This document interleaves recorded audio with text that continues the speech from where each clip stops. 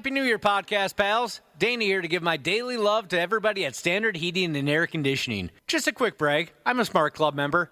And yeah, it's a big deal because when the polar vortex hits, your house will let you know real fast. That's why right now is honestly the best time to do comfort upgrades. Standard's running a ton of specials right now. Things like whole home humidifiers to fix that dry winter air, UV lights to help keep the air cleaner, and ERVs that bring in that fresh air without dumping the heat. Trust me, you will notice a difference in a big way. Be cozy this winter. Standard Heating and Air Conditioning, providing the comfort you deserve since 1930. Online at standardheating.com. The 93X Half-Assed Morning Show.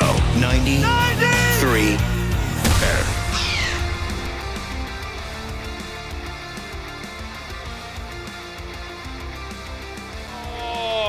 It's the middle of the week.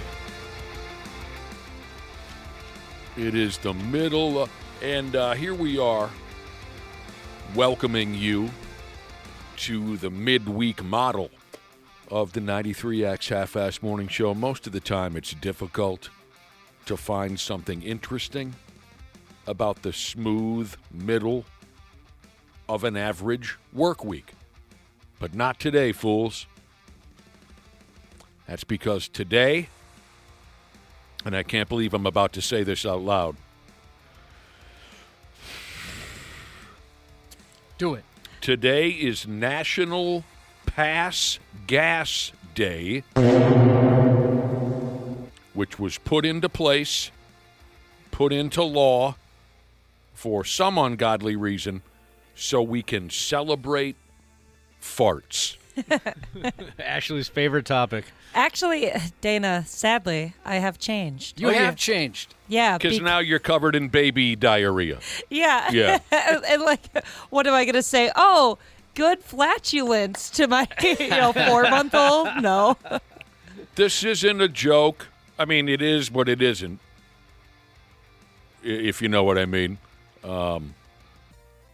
This is a real thing. Today is, and for those of you who are already annoyed or disgusted, I apologize. But if I didn't bring it up, I'd be spitting in the face of hundreds of years of FM radio morning show tradition. I'd more or less be pissing on the graves of all the FM radio morning show people who came before me, and I have more respect than that. So I had to bring it up.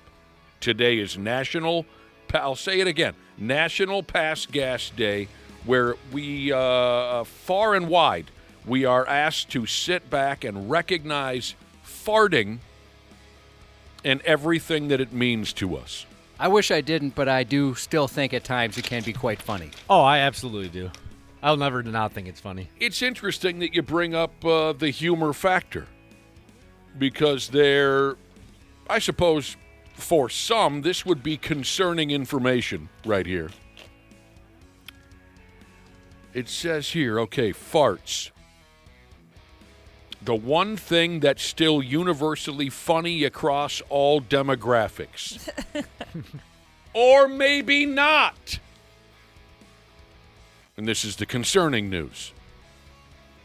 Somebody called Life Hacker. They get good stuff on that website, for sure. I'll have to look that one up. Somebody called Life Hacker did a roundup, a poll, a survey. And what did they find out? It says right here, they asked little kids, little ungrateful kids, what they did and did not find funny. Kids in the year 20 and 25. Life Hacker straight up asked them, hey, kid, what's funny, what's not funny? And apparently, farts are no longer funny to the young people. So you're saying that nobody laughs if you fart in class? Yeah, nobody. It's normal. It's a normal bodily function, but what if it's stinky? I'll just say, excuse me. If we farted in class, we got made fun of so hard. Is the world healing? That is true. I mean, it could have went one of two ways. You get made fun of for a long time, or you were a bit of a legend. It kind of depended. I don't really know what the difference was. Level of respect for the kid, I think. Yeah, it could have gone either way. Was that your wife and a kid having a Who was that? No, there's some videos going around with teachers and parents. I don't remember if you already brought that part up, but asking the kids, hey, farts really aren't funny? I don't get it, because when we grew up, it was funny. I'll tell you what, I'm surrounded by Gen Alpha constantly. My son's Gen Alpha. He's got buddies that are always over. They still do find farts funny. So there's hope if you're worried about it. Thank God. I was about ready to shut it all down. I mean, that's like the majority of humor in England, is it not? That and the C word just tossed around like crazy. The fart thing has always been funny to me. Should always still be funny. I don't trust these kids that don't find it funny. Although I don't play fart games. I'm not somebody who Dutch ovens people or offers them a cup of soup or something. Yeah, you can't do that. When did you retire from fart games? I've never been a fart gamer. You've never played the Good. game? No, never. Never once. Yeah, okay, well, according to what I have here, Josh says his kid and his kid's buddies still fart in the bathtub and laugh their ass off. But according to this report, kids are moving on. Farts are no longer funny to little kids. And like Cubby was telling us, teachers talk to students, moms talk to their kids. Oh, here it is. That audio you played us was a mom asking her kid. Do you young people still find the farts funny? And the kid says no. The kid then informs her mother, or his mother, I couldn't tell. The kid then informs their mother that it's a normal bodily function that we all do. Mom agreed with that. Mom said, you know what, you're right. But as you heard, Mom told the kid, when we were young and you asked in class, you became, I was going to say the butt of the joke, but I can't find another route to go. You became kind of a punching bag if you farted in class or something back in our day. Well, I remember in 6th grade a girl did, and Oh, no. yeah, she started crying. That's social. I felt so bad for her. I would have cried too. Yeah. I felt so bad for her. Brewers and High Life Jesus said he's a bit of a scientist. He just turned gas into a liquid, so he's not celebrating National Pass Gas Day anymore. Oh, I'm so sorry. God help us, I've been there. And Josh, like you said about your kid still finding farts funny, my wife's an elementary school teacher. Last year, she had a prolific farter in the class, and that kid was a legend. He got laughs every time. Every time he would just blast some ass sitting there crisscross applesauce. It can really Crisscross go either applesauce. It can really go either way. Yeah. I don't remember a notorious farter No, me from either. my grade school or junior high or anything. I remember a couple kids who puked. I was one of those kids. Now, I'll tell you this, the puking thing doesn't kill your reputation anymore. Well, we kicked them while they were down. Say, when we grew up, it was the exact same thing. Yeah. If you threw up in anything school-related, you're going to have that the rest of your life. It's going to ruin your life. I was really surprised. When I threw up in school, I was a freshman, and we were in the library for the day, and, just a huge area, a bunch of different classes there, and I threw up in a garbage can. And I was surprised that people were still, in that mindset to, make fun of me. I wasn't prepared for that. I had a I was moment. like, what? Don't we all get sick? A few years ago, I want to say maybe it was when my son was in 4th grade. He puked on the bus. Oh, And I thought, oh, no. Yeah. 4th he's going to get his grade, ass yeah. kicked. Yeah. We got to move. He just got started in school, and the rest of it's going to be miserable. And so I said, hey, how bad you get it? Everybody come down on you. He said, no, nobody said anything. He never got made. And almost at that point, I thought, the world's falling apart. Why he should be at least made fun of for the day, but nothing. Nobody responded. See, I got really lucky. The one time I puked in school, it was in kindergarten. It was chocolate milk day, and I threw down four cartons of chocolate milk. What do you mean it was chocolate milk day? You didn't get chocolate milk every day? No, it was usually just regular milk. So it was a special day when the chocolate milk, they brought the little small cartons of chocolate milk out. And I downed 4 of them, and I projectile vomited. But it was we were so young that the kids didn't think to make fun of me or they forgot, so I got out, kind of scot-free on that one. People like you are the reason that we were limited to one milk. Milk, sorry. That kid can't handle his milk over there. Can't handle his milk or his milk. I'm trying to get better at that. Have you ever heard this term? Eureka Stinkwinkle Jesus said his buddy farts and calls it drowning a Wookiee when they're a low gurgle with wet base. Oh, my. You have to say That's that creative. again. You got a low gurgle with wet base, and he said they call it drowning a Wookiee. Never heard that afore That's new to me, too. Wow. in my life. Now, and again, this conversation started because we were informed by the media that today is, you'll probably see something on CCO, Care 11. Today is, don't tell me, I have to say this correctly, National Pass Gas Day. We are supposed to celebrate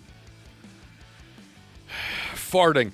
But now that we're having the conversation, I have zero memory of anybody ever farting in class. But I remember the pukers, because we were very unfair to the kids who splashed vomit all over the classroom. I remember a kid who fainted in class. We never let him forget that.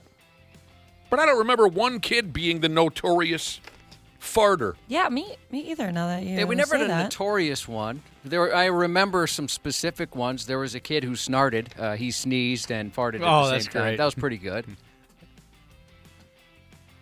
Yeah, all right. What else is there here on this topic? So, yeah, the news is that, according to the story, young kids no longer find farting funny. Now, check this theory out. This might be why. Young kids think that laughing at a fart, like Ashley goes ahead and just unloads a gorilla fart, right? As we're sitting together in fourth grade class, right? Mm-hmm. In the old days, everyone would have laughed, maybe beat you up on the playground, right? Yeah. But today, the kids don't react at all because they think that laughing or calling attention to someone who farted, they think of it as bullying. Young kids have been hammered with the no bullying thing now for so long that they are more mindful of that type of treatment. That's the theory that I have in front of me. Some people deserve to get bullied. It's good for you. Like a little bit, It's because you got an asshole kid, and maybe he just needs to be bullied a little bit. I'm going to go along with it. I think some kids need a wake-up call. I think certainly at home, right? Keep you humble and maybe teach you how to handle being bullied. Yeah. I mean, I've noticed some kids that didn't grow up with siblings, especially like older brother. I mean, you grew up with every older brother. Yeah. And so I'm sure whatever somebody in the real world can say to you, it's nothing worse than your older brothers have said. That is so true. I feel I was prepared for the world because of all the abuse I received at home. Yeah, you get Verbal, thick to be skin. specific. Yeah, yes, you get thick skin pretty fast. But I mean, mine wasn't just verbal, Josh. My brothers were awful. Well, Throwing a figure four leg lock or something? Yeah, I just remember a lot of times of me and my brother going back and forth, and I remember my parents having to remind me that you don't kick him in the balls no matter what he does to you. Too old to be stoned at work in 1996. He was in 6th grade. He, on the charter bus home, he barfed in a trash can, had to sit in the front of the bus on the steps, and nobody made fun of him in 1996. Wow. Well, I graduated high school in 93, so there's a few years there where it could have changed. You really matured. I remember the kid that got sick on the bus and he had to sit up front. Just as that listener just described. He had to sit not in a seat. He had to sit on the steps with the trash can between his legs. Those were great days. Oh, I'd hate myself. Great days. Beer brewing and drinking Jesus said a girl in his class in 3rd grade asked the teacher if she could go to the bathroom. The teacher denied it. She ended up wetting her pants in class, and that teacher was her mom. Oh, no. What? I wet my pants in first grade right there in the middle of the class. I was being punished by our teacher. Not knowing anything about anything as a first grader, I had a unmistakable crush on a gal in my first grade class by the name of Tina. Oh, Tina was so cute, and I loved her so much, and I didn't know what to do about it. I'm a first grader. In the middle of class, I just got up and straddled her and began kissing her. I mean, you know what I'm talking about? Yeah. When I say straddled her, like I was the cowgirl in the cowgirl position. You see what I'm saying? I just got on top of her and started kissing her. Crazy. Because I didn't know. All I knew was that I loved her and I wanted her to know this. Well, that was not acceptable. It's still not acceptable. And my teacher punished me. The teacher punished me. Said, get back in your seat. That is inappropriate. And she was right. Hour later, I got to take a squeege. She wouldn't let me go because of what I had done earlier. And, I mean, this teacher really could have possibly injured me, right? We know that now. Yeah. Maybe in 1977, we didn't know that. But, I mean, I held on to it for, I'm going to go ahead and say 4 hours. She wouldn't let me go. And finally, I just got up and attempted to run out the room to the bathroom. And it happened, Cubby. I just peed all over my damn self. You get used to it. I bet Tina was impressed. Once you do it daily and your mom has to start packing you extra underwear and jeans, you get used to it. It's no big deal. Yes, I forget you were, I love these stories. You were the most prolific bedwetter in South Minneapolis between the years 1979 and 88 or 89. You guys kind of like... Well, not just bedwetter, but pant wetter. Both, yeah. A little of both. Yeah. You make a big deal out of it, but it was only until like 6th or 7th grade. I didn't even mean to do that. 6th or 7th grade. You mean to do what? The 6-7 thing. But it was pretty much a daily occurrence. Daily? Yeah.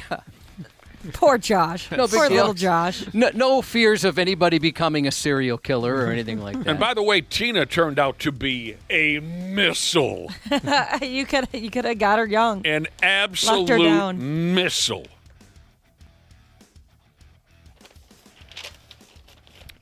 Yeah. I mean, you usually crack me up after the show every day with some of the noises your body makes. There's a couple that, especially because you got to hold it all morning since Ashley's in our studio. That's nice of you. Thank you. I'm not normally a big farter. But when it's just Cubby and I alone in the studio, best of friends for 30 years, you know, the greatest comedy duo in the history of Minneapolis radio, Josh always says. I've never said that or... When it's just the two of us, yeah, I'm comfortable. He's comfortable with it. I cut wind. And it is difficult. Yesterday, some lady walked into the studio after we got off the air. And Josh, you guys know how Josh is. The two of them dialed in, I don't know, a 45-minute conversation. I know. We were having such fun, and I knew, I'm like, I better wrap this up because I think Nick's miserable right now. He's about to explode. Yeah. And so I had to sit and hold on to it. As soon as she left the room, it sounded like a herd of elephants was, my God. Get this lady out of our studio. Why you talk? You still have that talking problem. You do. Yeah, I know. Oh, Jesus, he talked about your mother, your father, your siblings. Oh, yeah, we all talked about a lot of stuff. I learned a lot about her. Your current job, your past jobs, your pets, your religious beliefs, your political affiliation. No, that never came up, neither of those things. Your educational background. There was another time I had to apologize to Nick because we're in the bathroom and he was in the stall. And so I was wrapping up and there's another guy in there. and me and that guy started talking, and I kept trying to walk towards the door so we wouldn't be bothering Nick while he's doing his business. Sure. But he wouldn't leave, and we were in there talking. The whole time, and I thought, the guy's just trying to go to the bathroom. Oh, that's awful. Stop talking to me in the bathroom. Well, yeah, I didn't mind. I would have been fine with that, but it was just that I knew, I know how Nick was, and I know, he probably wants some privacy. Yeah. And I did keep trying to walk towards the door, hey, let's take this outside, but that never happened. It didn't bother me. I did find it kind of weird that the two of you had to have a 15-minute conversation I know. in the friggin' John. Because there's that feeling sometimes when you're in the stall, and somebody comes in, and you kind of wait for them to leave before you continue because you're worried about what they might hear. At least I have that feeling. Oh, I couldn't possibly care less. I don't know what it says about you or me, Josh, or us, but you are the only person that I share my wind with. I was wondering about that when I saw it was National Pass Gas Day. I know you don't. That's not something you and your wife do. Absolutely 100% will never happen. And you've never done that around any girlfriend. You've never been that way, right? No, I'm not. I haven't either. And I don't sit next to my buddies at the bar and I hate that. I hate it. It's not funny. It's stupid. You're not 5. If you have to fart, go to the next friggin' room. But for whatever reason, I think just because of our familiarity, when it strikes me here at work, when it's just two of us in the studio, I will let her buck. and here's the thing that concerns me. It hurts every time. Yeah, that should be concerning. It really hurts. Sometimes, I'm empathetic, and there's sometimes when your body makes a noise where I feel like I can just feel the tension leaving your body. I can just feel your stomach feeling so much better. That it's like I'm living vicariously through your digestive system. That's so sweet of you to say. Does anyone know why there's so much pain involved? No. I think you should get that checked out. Why don't you check it out? No, thanks. It's just kind of funny, while we're here, there'd be some. Yeah. Why don't all three of you get a look at it and then come up with a collective answer? Take your pants off. Ashley, I'd recommend if never, when you walk out of the studio to fill up your water bottle or whatever, never decide, oh shoot, I got to come back in. Just keep going. All right, all right. Because as soon as that door closes, things happen. Go on a little trip. But this is the only place where I do it. I almost beat Wang's ass a number of years ago. He and I were playing pocket billiards in my basement, just the two of us. 7 o'clock on a Friday night, just two guys, couple of old pals. And it's just got some tunes in the background, and all of a sudden Wang just unloads this big, fat, loud, and he acted like nothing happened. And I said, what was that? And he goes, what? And I said, what do you mean, what? You just shit your pants. And I said, go upstairs, go into the laundry room. What are we, 9? And he was completely confused as to why I would be bothered by it. Oh, so I'm just going to continue to shoot pool while I walk around in a cloud of your friggin' Tombstone pizza gas? That's all that Wang eats is Tombstone pizza. That's all he eats. 3 meals a day, Tombstone pizza. And he could not understand. He was totally offended. That's crazy. Friggin' Wang. Maybe I should be grossed out, but now I'm starving for Tombstone. I haven't had a Tombstone pizza in a long time. I love a good Tombstone. I'll give you the address to where Wang goes to work later on today. And I swear to God he'll have one in his Charlie's Angels lunchbox. Boy, I used to have that quite a bit. You mentioned the pain of gas. I thought you had the same thing as me where I had to go to the hospital because of it. Because, I had gas pains, not realizing what it was. I was 3 days miserable. I couldn't sleep. I was in so much pain. And we finally called the doctor. The doctor's like, you got to get to the hospital. Your appendix is bursting. Oh. And so we went in, and I could not have been more embarrassed. When the doctor's like, no, you're just got a little gas, she's pushing on my tummy and stuff, so you're going to be fine. Oh, it was so embarrassing. that is. That's tough. Your tummy. Yes, that's what she even called it. She's like, we're just going to push on your tummy. And a nurse pushed on your tummy, and then did. you farted into your... No, nothing. That was the thing. Nothing was coming out. Oh, I thought you were going to say she pushed a fart out for you. No. Well, she did to show me how it's done. Yeah, she farted a lot. She's like, this is what you need to do to feel better. We have a story coming up in the Stupid News report about gas that goes along with what you were just saying. Yes, I ended up in the hospital once. You ended up in the hospital once for something as simple as gut rot. Something coming up in the Stupid News report. Speaking of appendix potentially bursting and making fun of kids, my soccer goalie when I was a kid, he had to go get his appendix taken out, and they said, okay, go to the bathroom first. So he's in his gurney, hospital gear, and goes to the bathroom, and he passes out from the pain and hit his head on the toilet and got a concussion. Oh, man. We never let him forget about that one. Oh, that's a bad day. That's a bad day. Back to the family. The family's giving each other crap. My cousin, she had to have her appendix out, and for whatever reason, that was great comedy in the family for a long time. Oh, wonderful. She got made fun of quite a bit. It was funny because someone had to have She had to have her appendix almost burst, and we just gave her so much crap. Well, I can see the fun in that. And kind of we bragged about still having an appendix and then talked about all her flaws because she doesn't have an appendix anymore. Yeah. I can see the fun in picking on someone for that. I mean, I've told you before, the greatest comedy show I've ever seen in my life was years ago in this radio studio when a 19-year-old intern passed some kidney stones for us. That was absolutely the funniest thing I've ever watched in my life. You know, this place has changed many people, I've noticed. And you've noticed this too, Nick, where somebody comes in one way and then, I don't know what it is, something about the way things are, they completely change.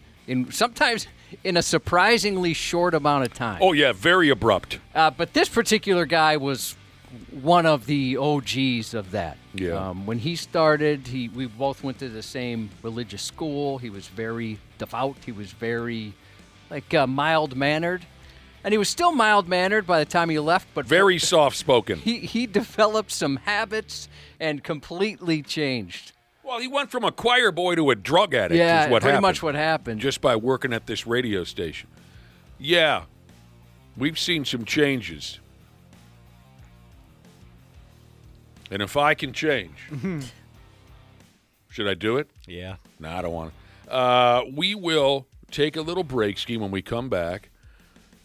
That gas story that I was telling you about will be featured in the Stupid News. We'll be back in a couple of minutes. Half-assed Morning Show. 93X. Happy New Year, podcast pals. Danny here to give my daily love to everybody at Standard Heating and Air Conditioning. Just a quick brag. I'm a Smart Club member.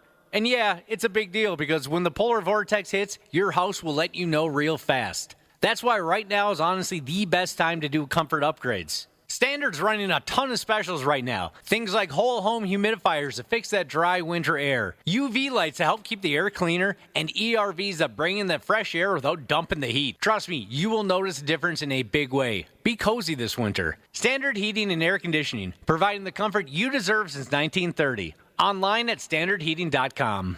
Years of hard work, and now you've got pain in your back, your shoulders, your knees, maybe your joints. You need help. Randy Shaver here with the answer. Dave Bialke. He's got over 30 years experience in getting workers' compensation benefits for people just like you. Don't suffer. Call Bialke Law today. 763-571-2410 or go to bialkelaw.com. That's BIALKE law.com. And it spells relief for you. Nobody does selling better than Shopify. Shopify is the home of the #1 checkout on the planet. And the not-so-secret secret, with Shop Pay that boosts conversions up to 50%, meaning way less carts go abandoned and way more sales going through. So if you're into growing your business, your commerce platform better be ready to sell wherever your customers are scrolling or strolling. On the web, in your store, in their feed, and everywhere in between. Businesses that sell more, sell on Shopify. Upgrade your business and get the same checkout that Skims uses. Sign up for your $1 per month trial period for 3 months at shopify.com/Westwood1, all lowercase. Go to shopify.com/Westwood1 to upgrade your selling today. Shopify.com/Westwood1. Stupid news on the Half-Assed Morning Show.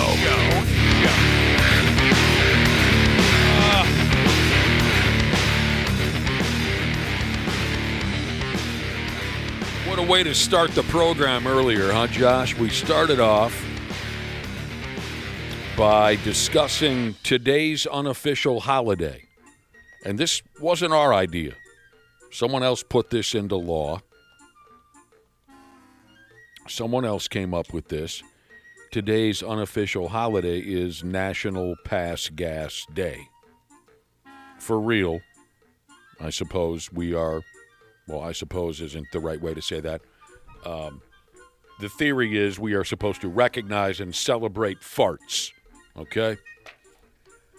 We had that conversation, and it got us talking about, all different types of bodily functions. Vomit, taking a Duke, piss. We talked about that, too. Got a text message here, Josh. A listener says, hey, you guys were talking about having to go number onesies or two skis. Dude says in high school he was on the ski team and they were on a school bus going summers and he had to piss like a racehorse. Couldn't hang on to it like you back in the day, Josh. And he peed on the floor of the bus, but it was close to the heater. Oh, no. He says, until the day that I die, I'll remember the smell. I'll remember the sound of the shoes squeaking on the moist floor of the bus. Everyone was walking around in his squeege. Well, I was going to I've told you guys before I had an experience similar to that. Luckily not next to a heater, but the saving grace was, as I was in my snow pants as a young man, people just thought it was snow melt. Sure. After we came off the ski hill. Yeah, you're lucky. Nobody realized it was urine. Ski trip. Yep. Your mother made you wear your snow pants. Had to wear snow pants, moon boots, which got me a little bit of crap, too. Thanks, Mom. And you wet your snowsuit right there in the chalet with chicks there and everything. Yeah, sitting at a table with some chicks. Why didn't you get up and go to the bathroom? I don't know. It was weird. I just would hold it. Because of the talking, I would imagine. Yeah, probably. When I was a kid, I held it. I never wanted to go. Weird. FOMO. Well, no, now we have an answer. And again, I never get tired of this because this is fascinating to me. Your pant wetting problem was tied to your inability to stop talking. It could have been, yeah. But it was certainly, for whatever reason, I just never, I don't think it was just simply laziness. I've felt that before. But certainly, it was one of those deals where I would hold it until I couldn't hold it anymore. It would just come out of my snow pants. I love... in front of ladies. I love your pee pant stories. I love discussing your issue with talking. You know, you don't know this, but what was it, a week ago? We had a guest in studio, didn't we? Yes. We had a listener who, Polish crooked-nosed Jesus. Yeah, he was awesome.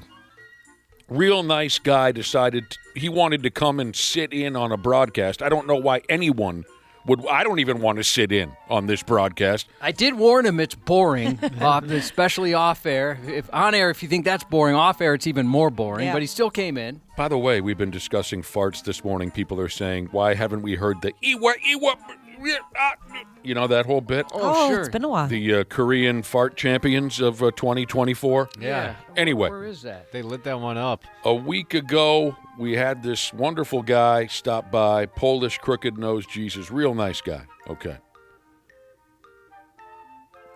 After the show was over, Josh and this young man started talking.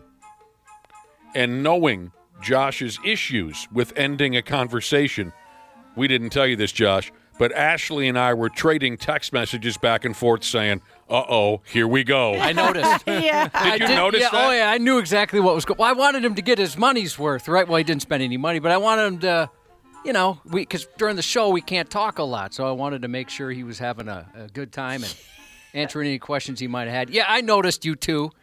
We said some graphic things that probably shouldn't be repeated on the radio. Well, now I want you to repeat it. I forgot to ask you about that. Just a little dark. Well, I think I texted something like, let's make a bet. How long are they going to go? 20 minutes, 30 minutes? And then Ashley, after a while, Ashley said, I'm thinking of blowing my brains out. You guys could stand to be better hosts instead of just texting terrible things back and forth. I did think about that. I was like, well, thank God that, it makes me feel better about having him come in here and like how great he was. I was like, all right, well, that helps. What are you talking about bad hosts? The show goes till 9. When it turned 9, get out. We've entered... Oh! We should One post more that time. video again. Yeah, One more time.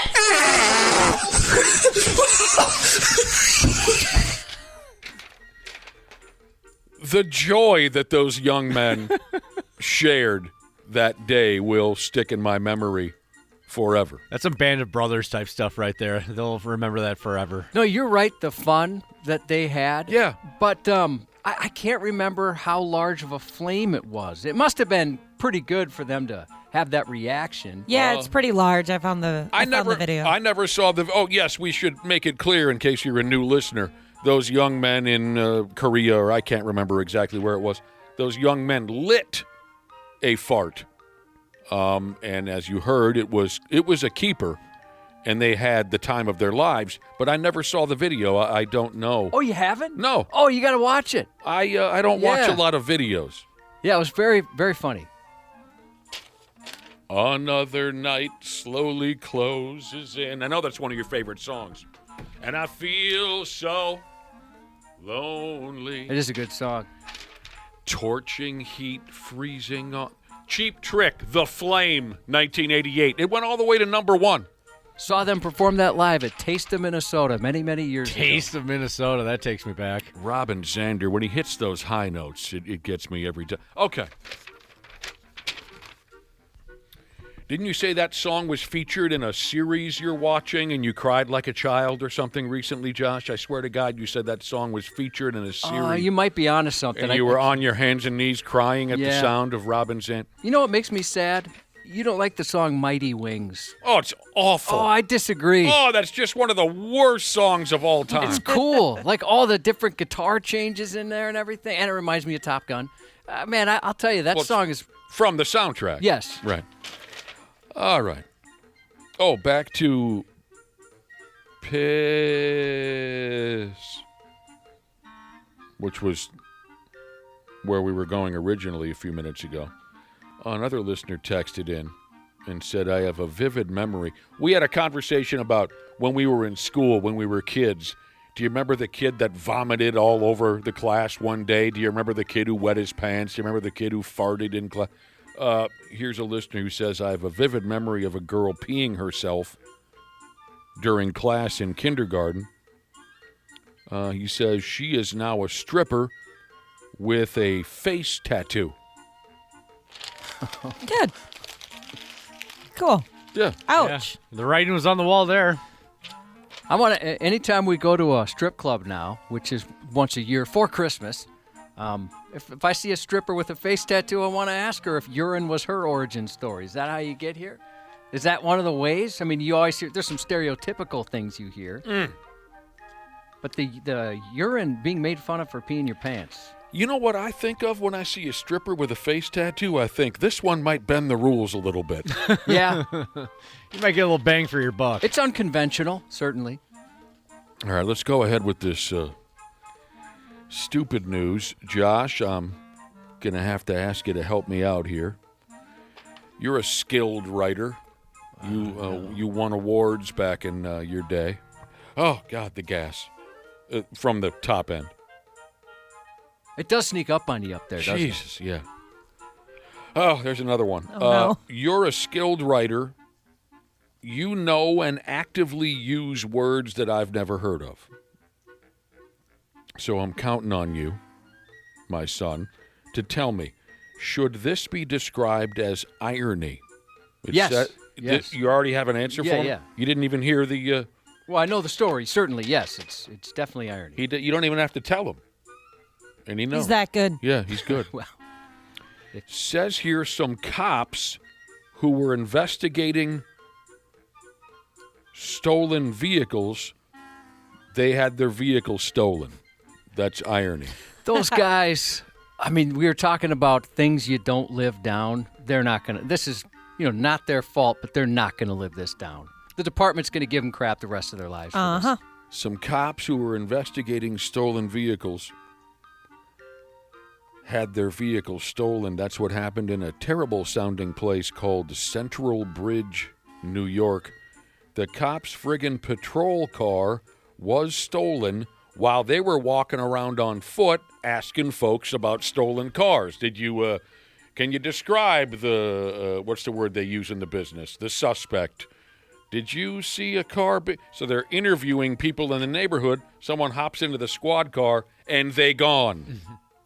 It's reminiscent of, I'm sure you guys have seen some of these videos because they become pretty popular, where there'll be a man on the street reporter saying, all right, we're at this intersection, and it's one of the most busy and dangerous intersections in the entire neighborhood. Tons of accidents, and then there'll be an accident right behind him. Yes, I love when that kind of stuff happens. It's like perfect. Everybody hopefully is okay, but it is they're in the middle of this talking about how dangerous it is, and then all of a sudden there's one right behind him. Yeah, I've seen one of those. That's fun.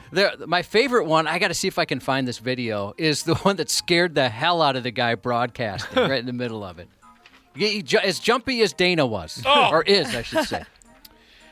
The buttlord that stole the cop car, he then relatively quickly wrapped the cop car into a couple of other vehicles, so it was a total disaster. The guy didn't get too far.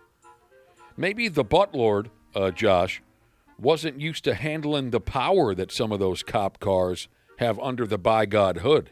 Well, it could be, or I don't know what they're driving, but it could have been like if it was a Charger. Aren't those rear-wheel drive? Maybe not. I guess I haven't driven one, and it was snowy out. Oh, yeah. The dude who stole the cop car has not been identified yet, so we're just going to go ahead and call him the buttlord. I love that term. That was a good one. Underutilized. Step aside, buttlord. That's the first time I heard it said. It was in a movie called Orgasmo.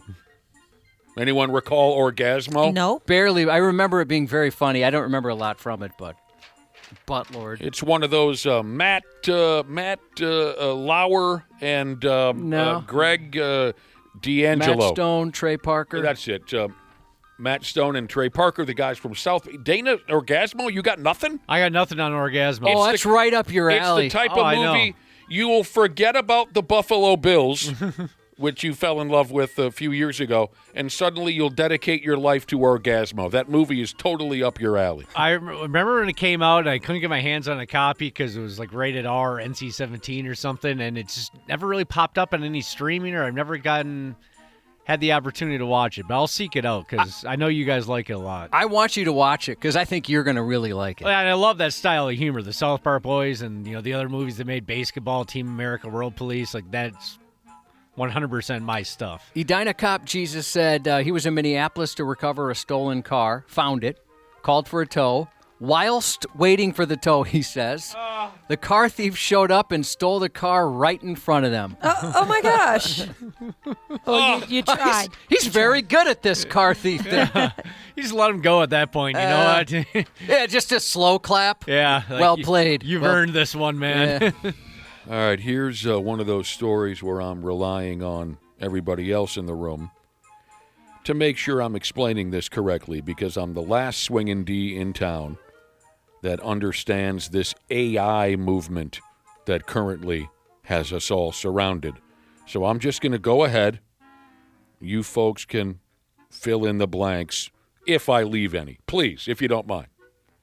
It says here, a Utah Police Department's use of artificial intelligence led to a police report falsely stating that one of the cops had been transformed into a frog.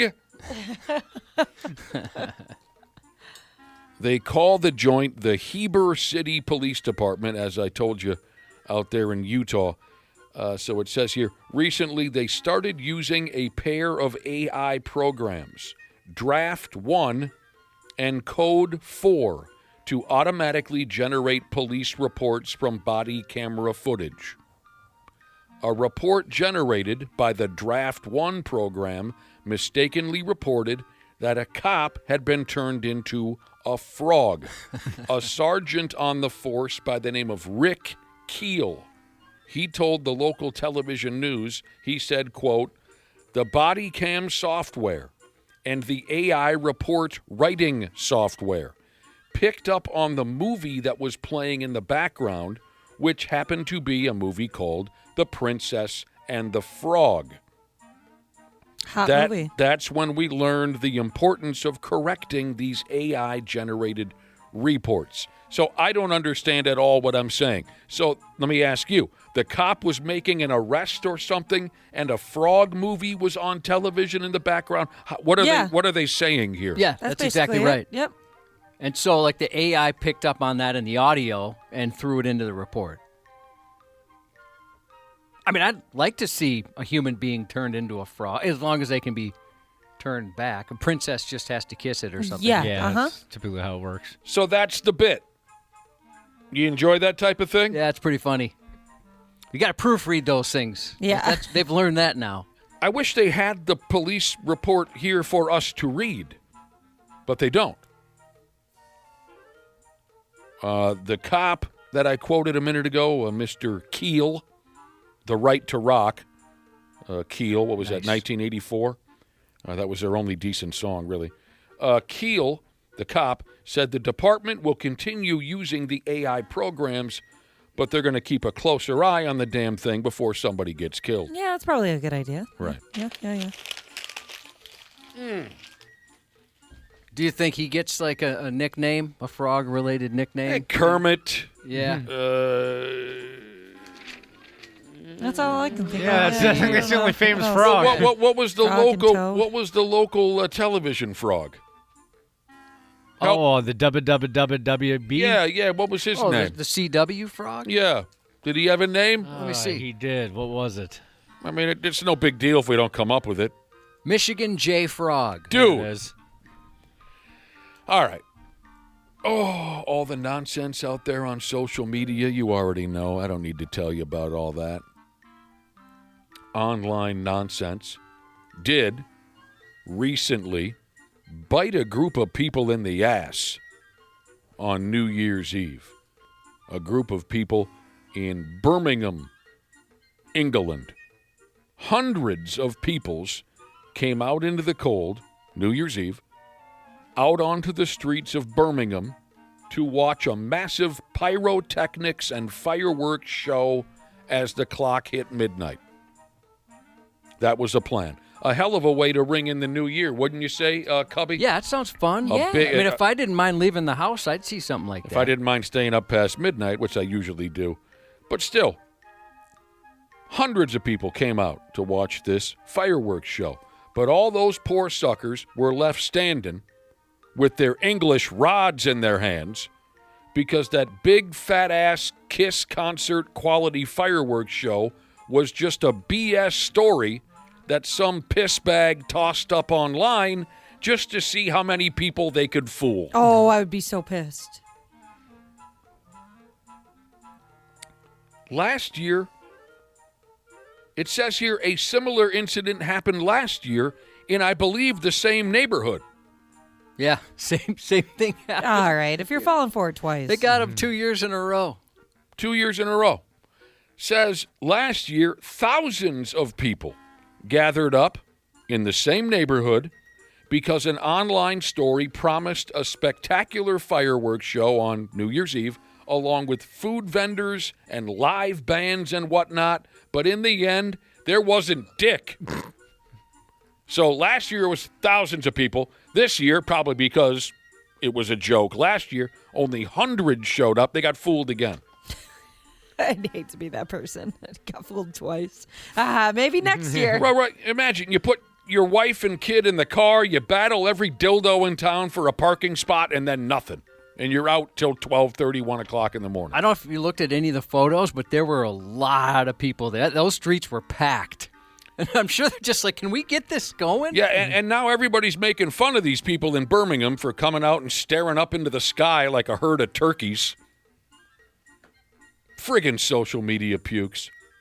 Fool me once, shame on you.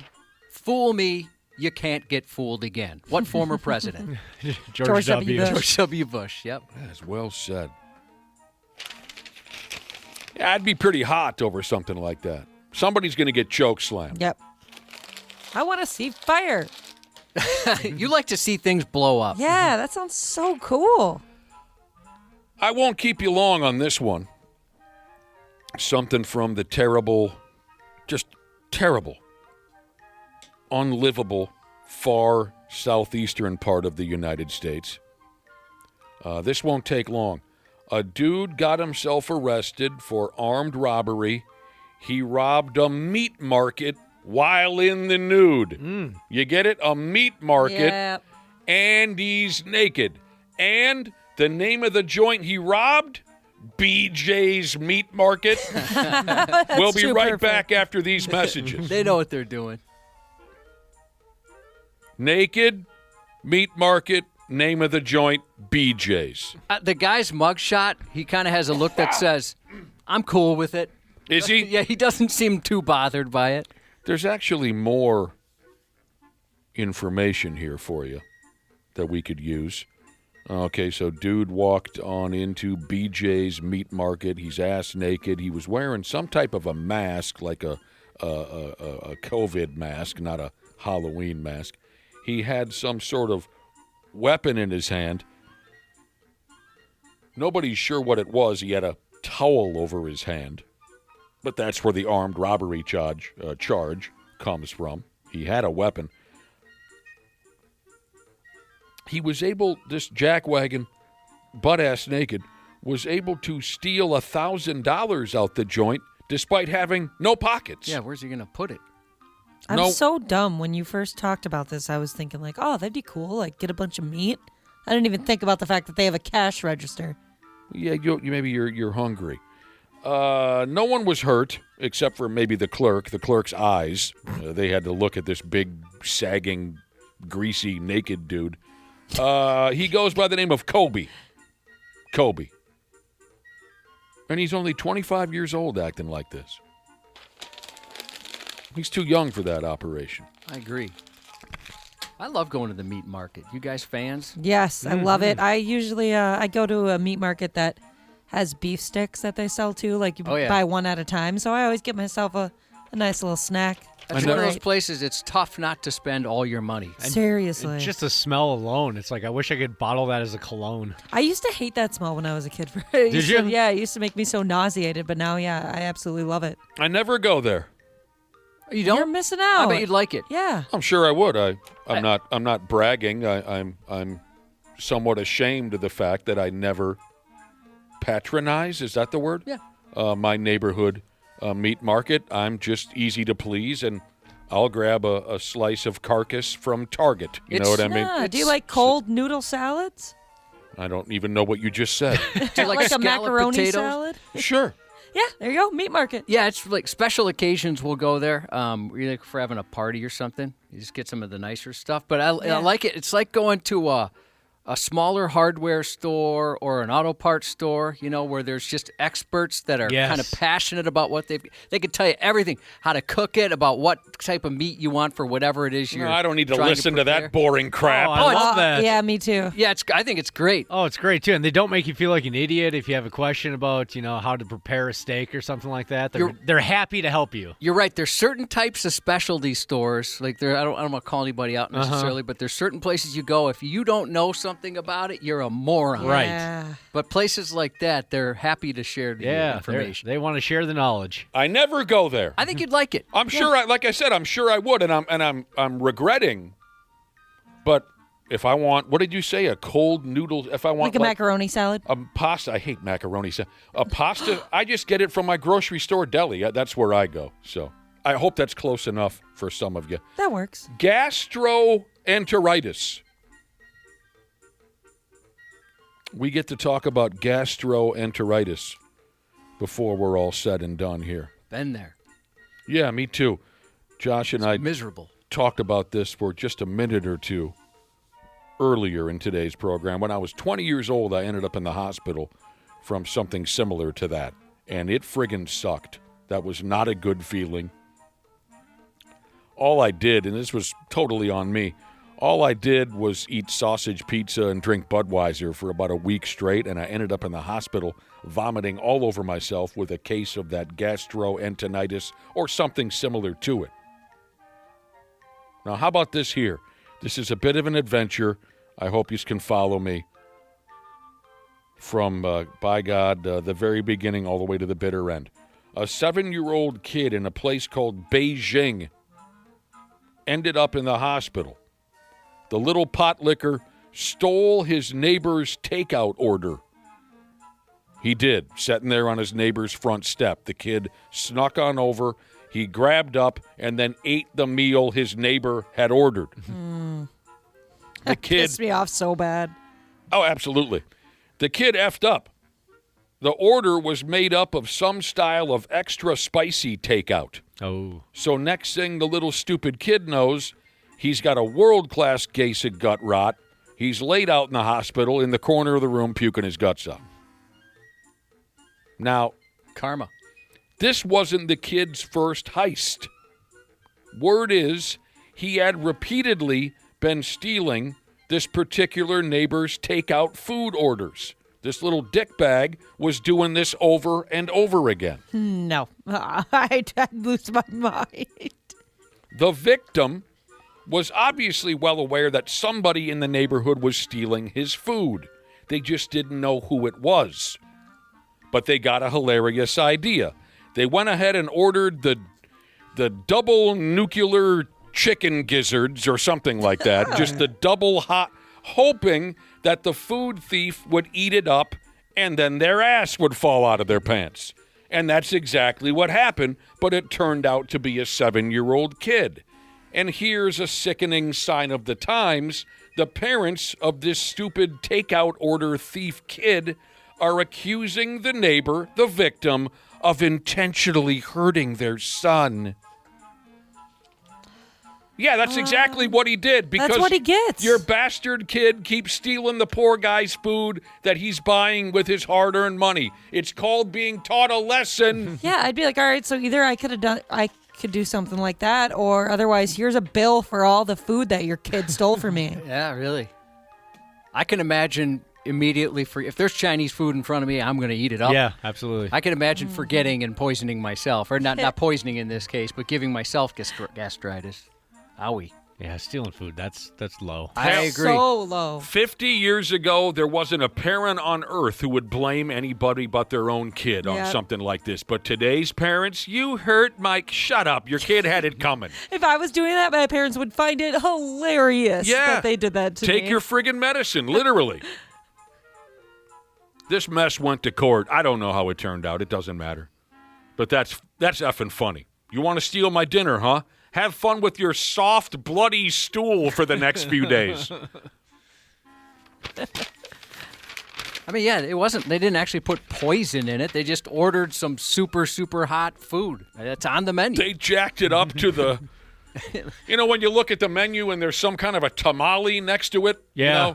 You know, Spice level 5. That means put a spare pair of drawers in your glove compartment.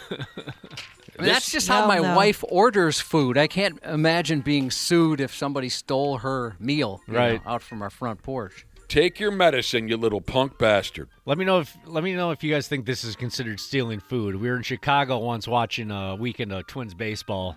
We're at the hotel after the game, all very intoxicated, and we're looking for a buddy. We can't find him. He's sitting on a chair and he's eating a pizza out of a pizza box. We're like, "You ordered pizza?" And he goes, "No, I didn't order it." Like, "So you stole it?" And he goes, "No, I paid for it, but I didn't order it."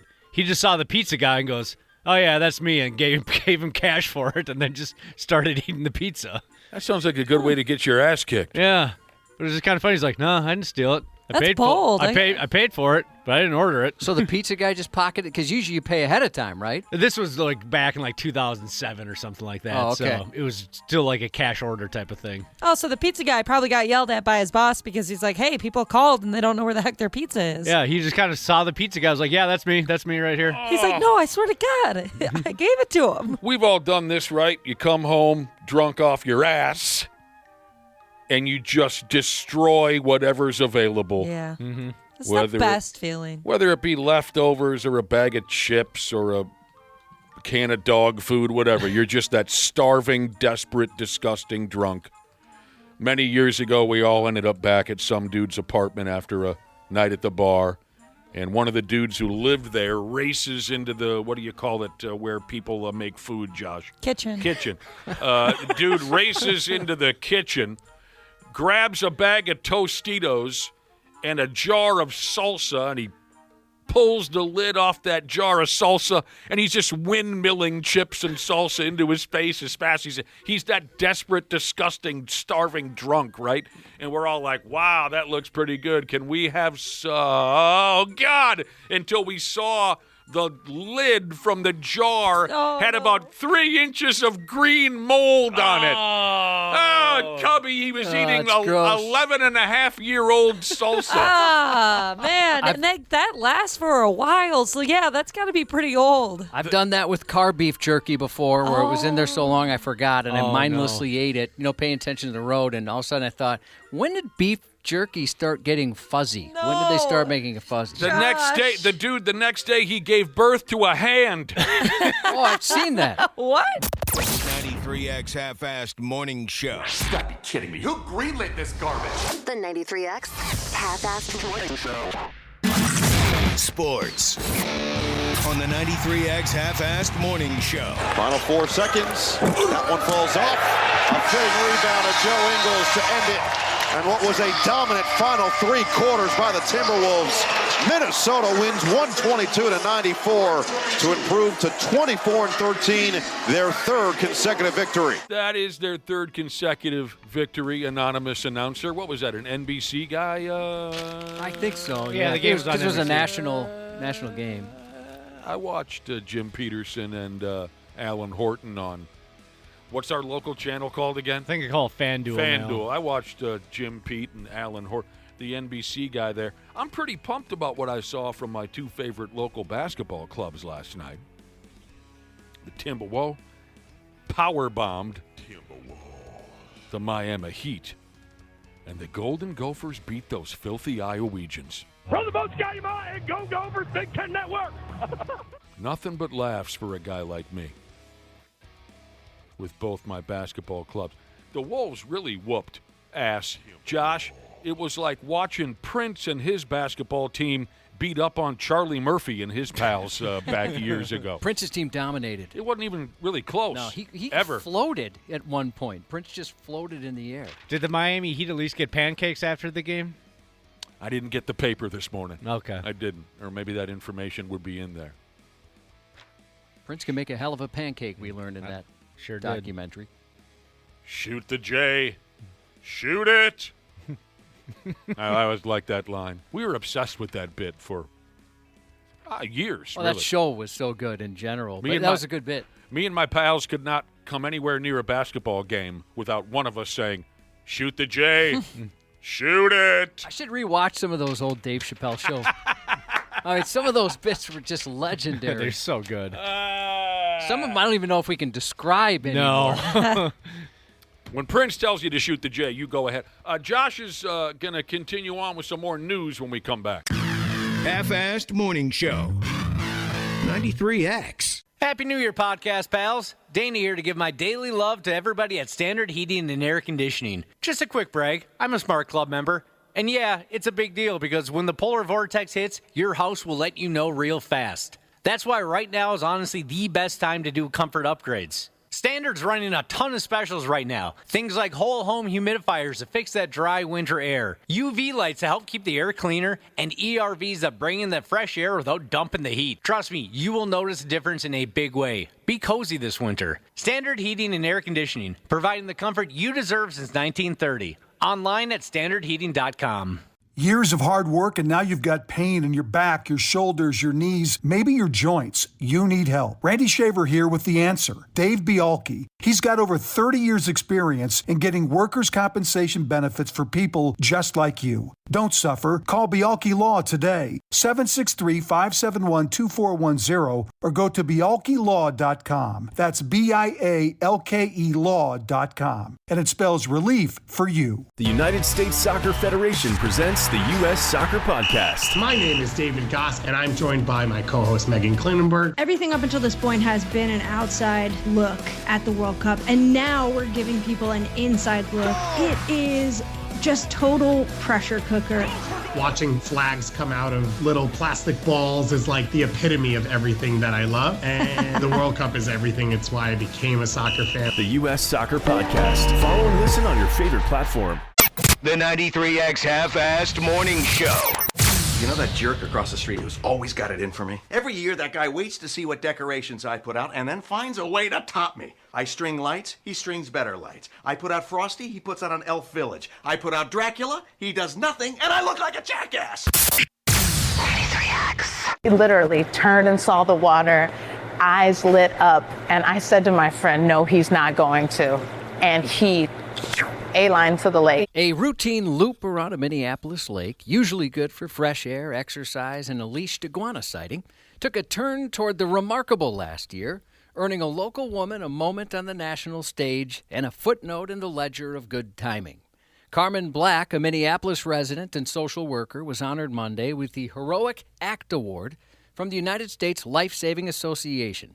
This happened at a ceremony held in at the Minneapolis Fire Station No. 5, marking the highest distinction the organization offers to a bystander who's neither a lifeguard nor first responder. Well, what the hell did she do? She saved a little kid from drowning. She was circling the lake with a friend, settling into the rhythm of a second lap, which is too many laps in my opinion, when they saw a child suddenly break formation and sprint for the water. If he would have turned around, he would have never known his son was literally over the edge drowning. Wet denim be damned, and instinct beat hesitation as Black ran in fully dressed to pull the child safely back to shore, which officials say, without a doubt, saved that boy's life. Quick thinking and reaction, that saved a life, that saved a rescue that we didn't even have to respond to. According to the Minneapolis interim fire chief, Black's immediate response stopped the incident from becoming something far more grim and altered the course of what likely would have ended in tragedy. Well, that's wonderful for that lady. Yeah, perfect timing. She saw the kid and thought, boy, that kid seems to be really paying attention to the water. And then he ran right in there, and the dad didn't realize it. My brother pulled a kid off the bottom of a swimming pool and saved his life many years ago, but he never received any type of award, and I'm imagining that's because he was pretty much a dick otherwise. He's the one that pushed the kid in the pool. Yeah, he started out by holding him under and then just changed his mind. Your brother deserved an award for that, don't you think? It's very dramatic stuff, Cubby. If you've ever flirted with the antique impulse to tell a woman she belongs in the kitchen making you a sandwich, consider this a public service announcement. A Texas woman stands accused of driving a knife into her uncle's chest after a lunchtime quarrel. The doomed relative told his niece she best start cooking, and that sharp criticism was reciprocated by an even sharper blade. Fittingly named Ashley, stab, stab, stab.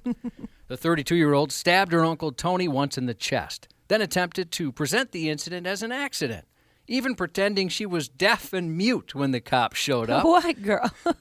The incident unfolded around noon the day after Christmas, when other residents said Tony asked them to call 911.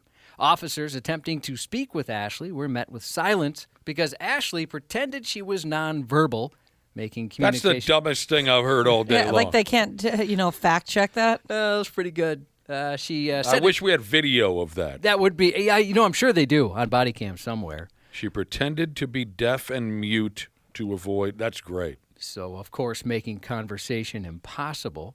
But that obstacle was overcome by a smart cop, however, when one of the officers switched to pen and paper. Oh. Ashley then scribbled that she didn't know what happened and denied any involvement in any stabbing that may have occurred. Now, it may have occurred, which was evidenced by the knife in the guy's chest. Then a miracle happened. During a follow-up interview, she somehow regained the ability to speak. Wow. And this time, she was able to communicate far more clearly than they had at the scene. She explained she and Tony shared the living room of a house leased by another tenant who actually rented individual spaces to multiple occupants. Ashley told police she was, quote, pissed off when Tony told her to start cooking, adding that he stabbed her in the mouth before she stabbed him back. Really? That version, however, ran into a stubborn factual problem. She displayed no injuries or marks to her face to support such a claim. Cops said if you're stabbed in the mouth, there would be evidence. This gal's hitting it out of the park so far. She's doing her best. Yeah. She's just clawing. Several days later, January 2nd, Fort Worth police responded to another call from the same resident. A roommate reported Ashley was standing outside their bedroom door holding a knife. Oh, here we go. So it's kind of her thing. Apparently so. Really? At that point, they took her into custody, and the court deemed the situation severe enough that bond was denied. They decided she shouldn't be out in the world anymore. Once you stab once, you just can't stop. Yeah, she basically got away with it for a couple of seconds there. A former Rhode Island mayoral candidate wasn't very diplomatic toward a cop during a recent traffic stop, calling the officer, and I apologize, these are her words, a dick, while dropping the old, do you know who I am line. Works every time. Love these. Maria Bucci was pulled over in East Greenwich December 18th, and the situation turned ugly real quick. The officer switched on his body cam, capturing every moment of her terrible attitude. As you'll hear, she was difficult right from the start. She's making faces at the officer as he tells her she smells like booze and was driving erratically. She then told the cop to stop embarrassing her and her friend who was with her. After the cop says he's just doing his job, she launched into her do you know who I am routine. The cop says he didn't know who she am, and the politician learned that her douche move wasn't going to work. Stop embarrassing us. I'm not embarrassing you, miss. I'm doing my job. Yeah. I'm sorry? What did you say? I am, right? I don't know who you are, miss. And I frankly, You don't care, no, right? I really don't. The officer's request that she run through some field sobriety tests prompted more back and forth between them until she finally decided to comply, sort of. At some point, things took another turn for the worse, and she went off the rails before getting cuffed and stuffed into the back of a patrol car and uttering that word. All right, So miss. why are you guys embarrassing me? Miss, on the line, please. This guy is like gibberish. Turn around. Turn around. Oh, you I want don't to know. arrest me? Yep. Guy, Give me you the camera. You're a dick. He's the one talking gibberish? Yes. Stop embarrassing me? Jesus Christ. Who the hell do you think you are? Well, a former mayoral candidate. She was cited for refusal to submit to a chemical test, several roadway violations, and operating a motor vehicle without proof of insurance. They tacked the last one on just for the heck of it. Yeah, exactly. Yeah, with all the other stuff, maybe they'd usually drop it if you were polite. But Yeah, she earned that one. I bet she has a tough time keeping a significant other. I would bet you're dead on about that. What a pain in the ass. I mean, hey, great if you have political aspirations. Why you would, I have no idea, especially nowadays. Yeah. But can you brag about being a candidate for something if you never achieved success? No. There are no limits these days, Cubby, to folks' delusions of grandeur. It's hit a peak that's never been reached afore. The human nose is capable of detecting approximately 1 trillion distinct scents. But a California man recently discovered he needed only one to register a distinct number 2. A California resident detailed a troubling development unfolding just beyond their back door, which coincidentally involved their neighbor's back door, and I'm talking about his poop chute. Oh. The Anaheim resident reported a longtime next-door neighbor had taken to relieving himself in buckets, then depositing the contents along their shared fence line. The result, according to the online post, was a wall of stench and a set of serious health concerns. The account gathered momentum as readers weighed in on the predicament.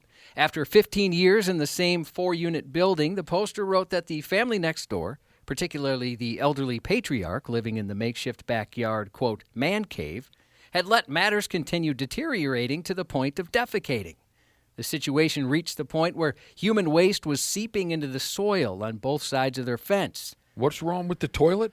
Well, he lives in a like a structure in the back now that he called his man cave. It just didn't have plumbing. He can't make it into the house? I guess, I don't know if they don't let him in the house. Yeah, that's what I'm thinking. He's too lazy to get to the house. So there's turds all over the fence line. Yeah, he's just going in buckets and dumping near the fence.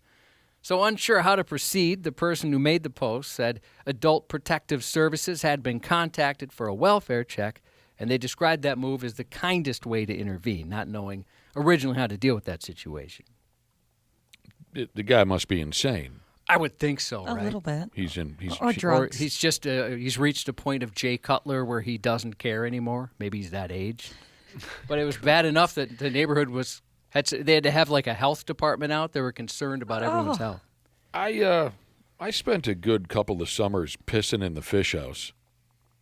We had a permanent fish house, and we stored it next to my garage. And when we drink, detached garage, when we drink beer in my garage, none of us would go into the house to take a squeege. We would go into the fish house and whiz into the holes. And there was a lot of laughs until I walked in there one day and said, "This is a health hazard." Got a little ripe? Oh, Yeah. Lord have mercy. Here's your pee-pees and poo-poos fact of the day. Scientists are working on potty training cows. Oh. Like little cow bathrooms out in the pasture someday, I That's guess. adorable. I didn't know that was a problem. Everyone's experienced that brief mental blackout where reflexes take the wheel. But usually it stops short of involving a fryer, an earbud, and a hospital bracelet. First responders were dispatched to an Ohio McDonald's after a call reporting a woman with severe burns to her hand. Upon arrival, they learned the injury had a singular source, an errant earbud, which slipped into the hot grease fryer, followed by an ill-fated reach to retrieve it. Oh, I could see just that instant reaction. Yeah, I could definitely see myself doing something like that. I tried to catch a circle saw once as it slipped. Oh. And realized, thank God I wasn't able to catch it, because what if I did? I would have been in serious trouble. I made that move once, too, with a big industrial mixing machine. About the size of a minivan, this big, deep mixing machine that when I was a kid at a warehouse job, we would make ceiling texture and wall texture in these massive vats.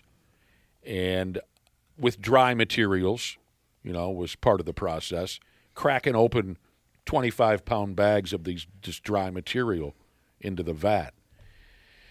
Big spinning, steel wheel did the mixing, and at one point or another, I dropped one of the bags into the mixer. Well, so what? Turn the power on and off a couple of times, that bag will come up from the bottom and you can grab it when the machine is off. I attempted to grab it while the machine was on. And the machine grabbed the sleeve of my sweatshirt. And luckily, that sweatshirt gave way. Had it not, I would have, at 17 years old, I would have been torn to pieces by this massive minivan-sized industrial mixer. And I remember asking myself, what the F were you thinking? Why did just a momentary, ridiculous thing like that could have killed me dead on the spot? What did this lady do again? She reached into a deep fryer for an earbud that fell out. I mean, yes, I could see just your instant reaction was to try and grab it. Right. And unfortunately, for her, she got a swift lesson in fryer physics. Did the hand come off? They didn't say that, but she did deep fry it. She was transported to a hospital. Ouch. And she was treated for severe burns. The pain. That's so bad. I know. And I'm sure it was just as her fingers were about to dip in there, she realized, no, what am I doing? Yep. An 82-year-old woman who What went... did you do? Try to grab a saw blade as it fell off the Yeah, saw? it skid off. When I was landscaping, one of my coworker was using a saw and it just kind of skipped away, and I tried to grab it. Oh, no. Like a ball player fielding a ground ball. No, more like I was trying to scoop it up underneath it. Oh, catch it before it hit the ground. It was just like an instant reaction, but I just missed it. But we're all all my coworkers what are you doing? I'm like, I don't know. I didn't even think. I just tried to grab it. That would have been so long, cubbies, as you say, Can I go ahead with this, Josh? Sure. Can I use one of your terms? Of course. That would have been bye-bye tingers. Yeah, my tingers would have been gone. God, my love no. life would have been over. Yeah, it was. Well, was that your stroke hand? Yeah. Well, I would have took both my arms the way I was trying to grab it. Both of your arms? Yeah, I was trying to, cradle it. That was very, very dumb. Oh. David Lee Roth has announced no. a spring North American tour. It's been so bad. Yeah, I haven't seen him live, but I've watched videos. It really has. And the look he has on his face now is awfully disconcerting. Well, he's out of his mind. Yeah. It's a weird smile he has Yes. now. Oh, he's had that for years and years. As if someone's kind of telling him jokes in his head. Yes. He's out of his mind. So he's coming to town? Yes, he is. Oh, really? Sort of, yes. Oh.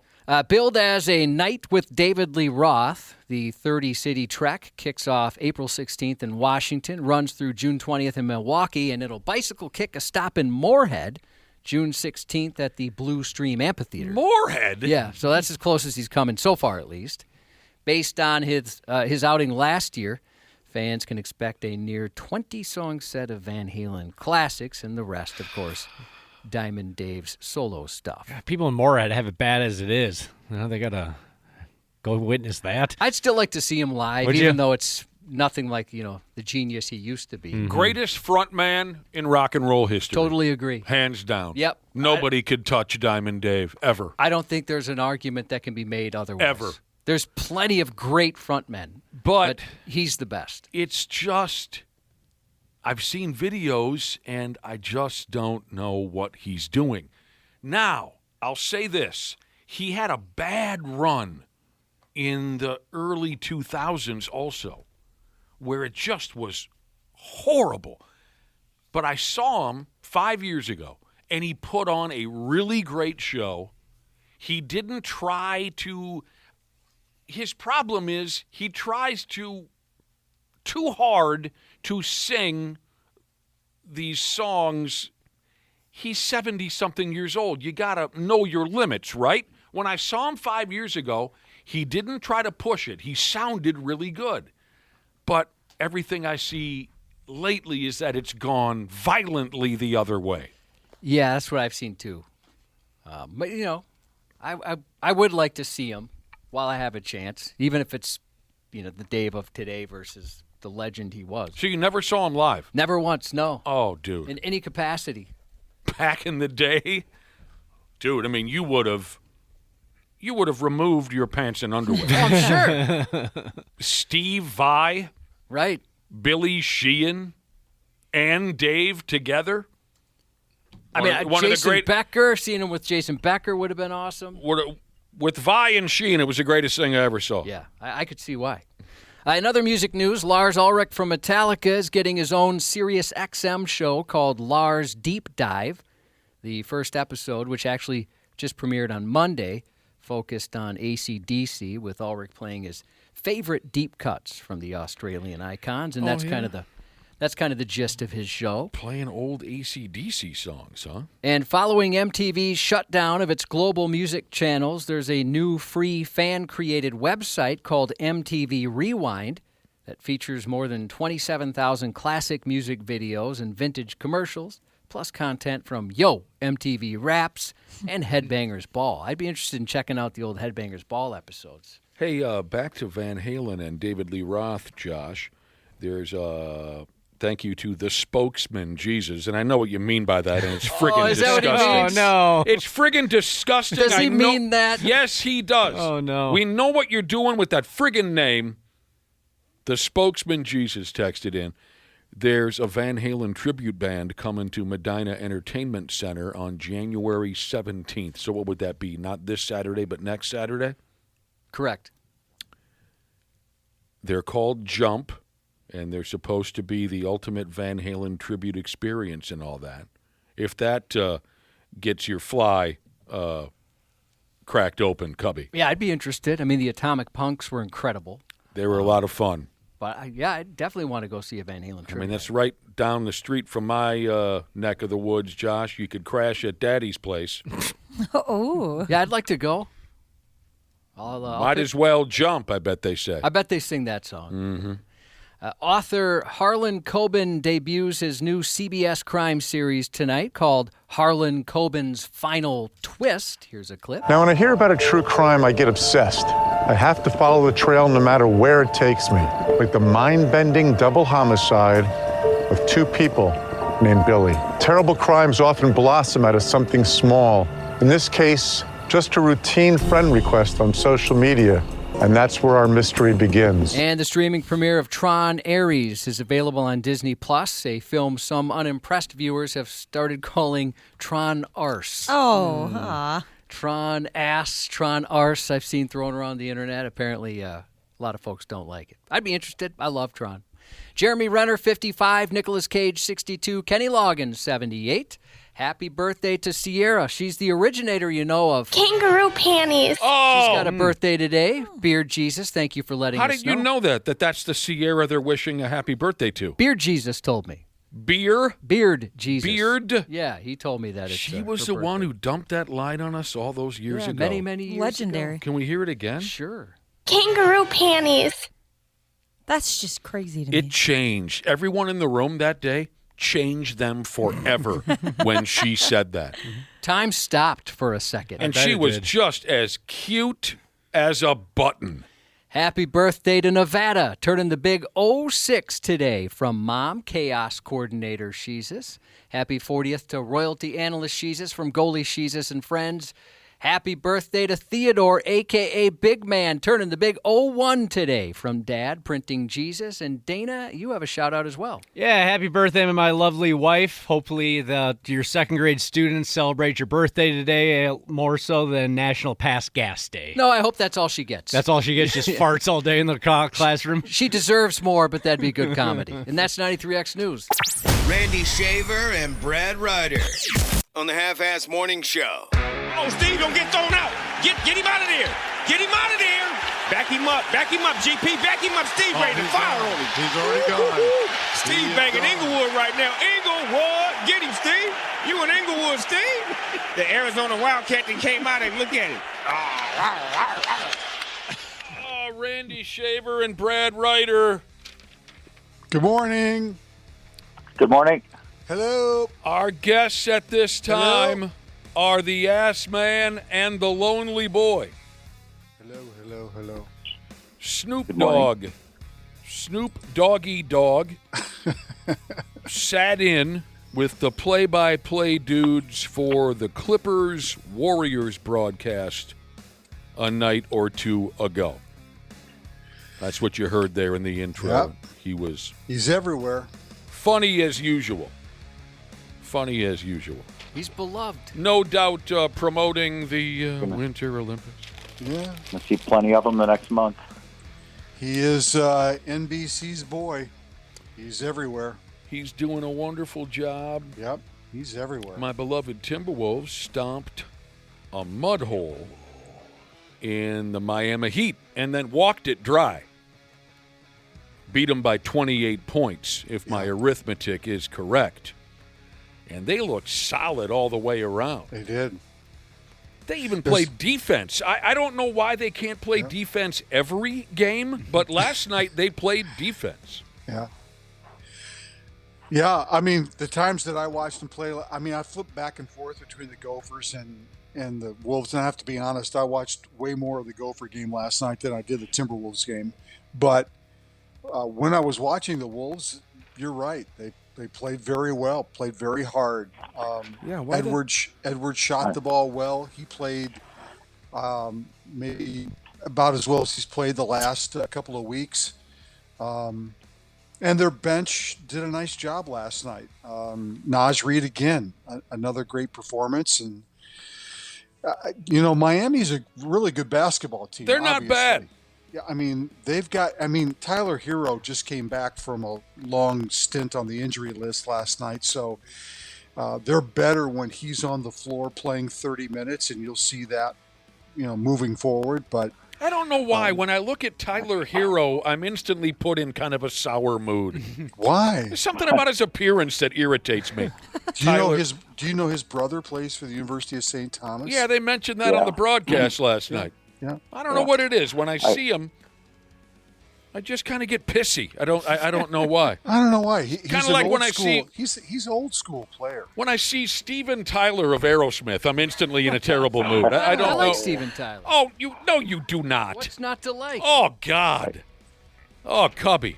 You don't like I bandanas? can't say I watched any of the Wolves game because I was at Williams Arena last night. At Good for you. Willem Arena. Yeah. So tell me, Brad, at Williams Arena, because I was curious watching the game. Yeah. How I saw some people in the upper deck. How full was it? What would you say? It was not very full. I would say the upper deck was maybe half full, especially the. Well, the that's ends better were than not- what it's the- been. They're getting The there. ends were not full at all. I'm trying to figure out the breakdown of Iowa versus Minnesota fans. If I'm being honest, maybe a quarter to a fifth Iowa fans and the rest Gopher fans. The Iowa fans made a lot of noise, obviously, in the second half. But, Before we get to the Golden Gophers, let me just tell Timberwolves fans that I'm excited to transfer over to talk about the Golden Gophers, but the Wolves play, now that they beat Miami, up next, the Wolves play back-to-back ball games against the Cleveland Cavaliers, one here and then one over there. Fun. Okay? Cavs are good, and they're healthy. Even Dante DiVincenzo hit a couple of three-point baskets, and lately he hasn't been able to find his own ass with both hands and a 2-hour time limit. But he even hit a couple. Yes, now, it's pretty exciting to see what the Golden Gopher Basketball Club was able to do last night. From the most game and go Gophers Big Ten Network. They beat those bastard Iowegians at the barn. Always fun to beat the Iowegians. Brad went ahead and the game followed the script of what we've talked about with them in previous shows when we've talked about them. Their starting five plays the majority of the game, and they got out to a big lead. They played really well in the first half, and then the last 10 minutes of the game, you could just see. I mean, I was there, obviously, so I was watching a lot closer than on TV. Those guys were gassed. They were completely gassed. Does that explain why they couldn't hit their free throws?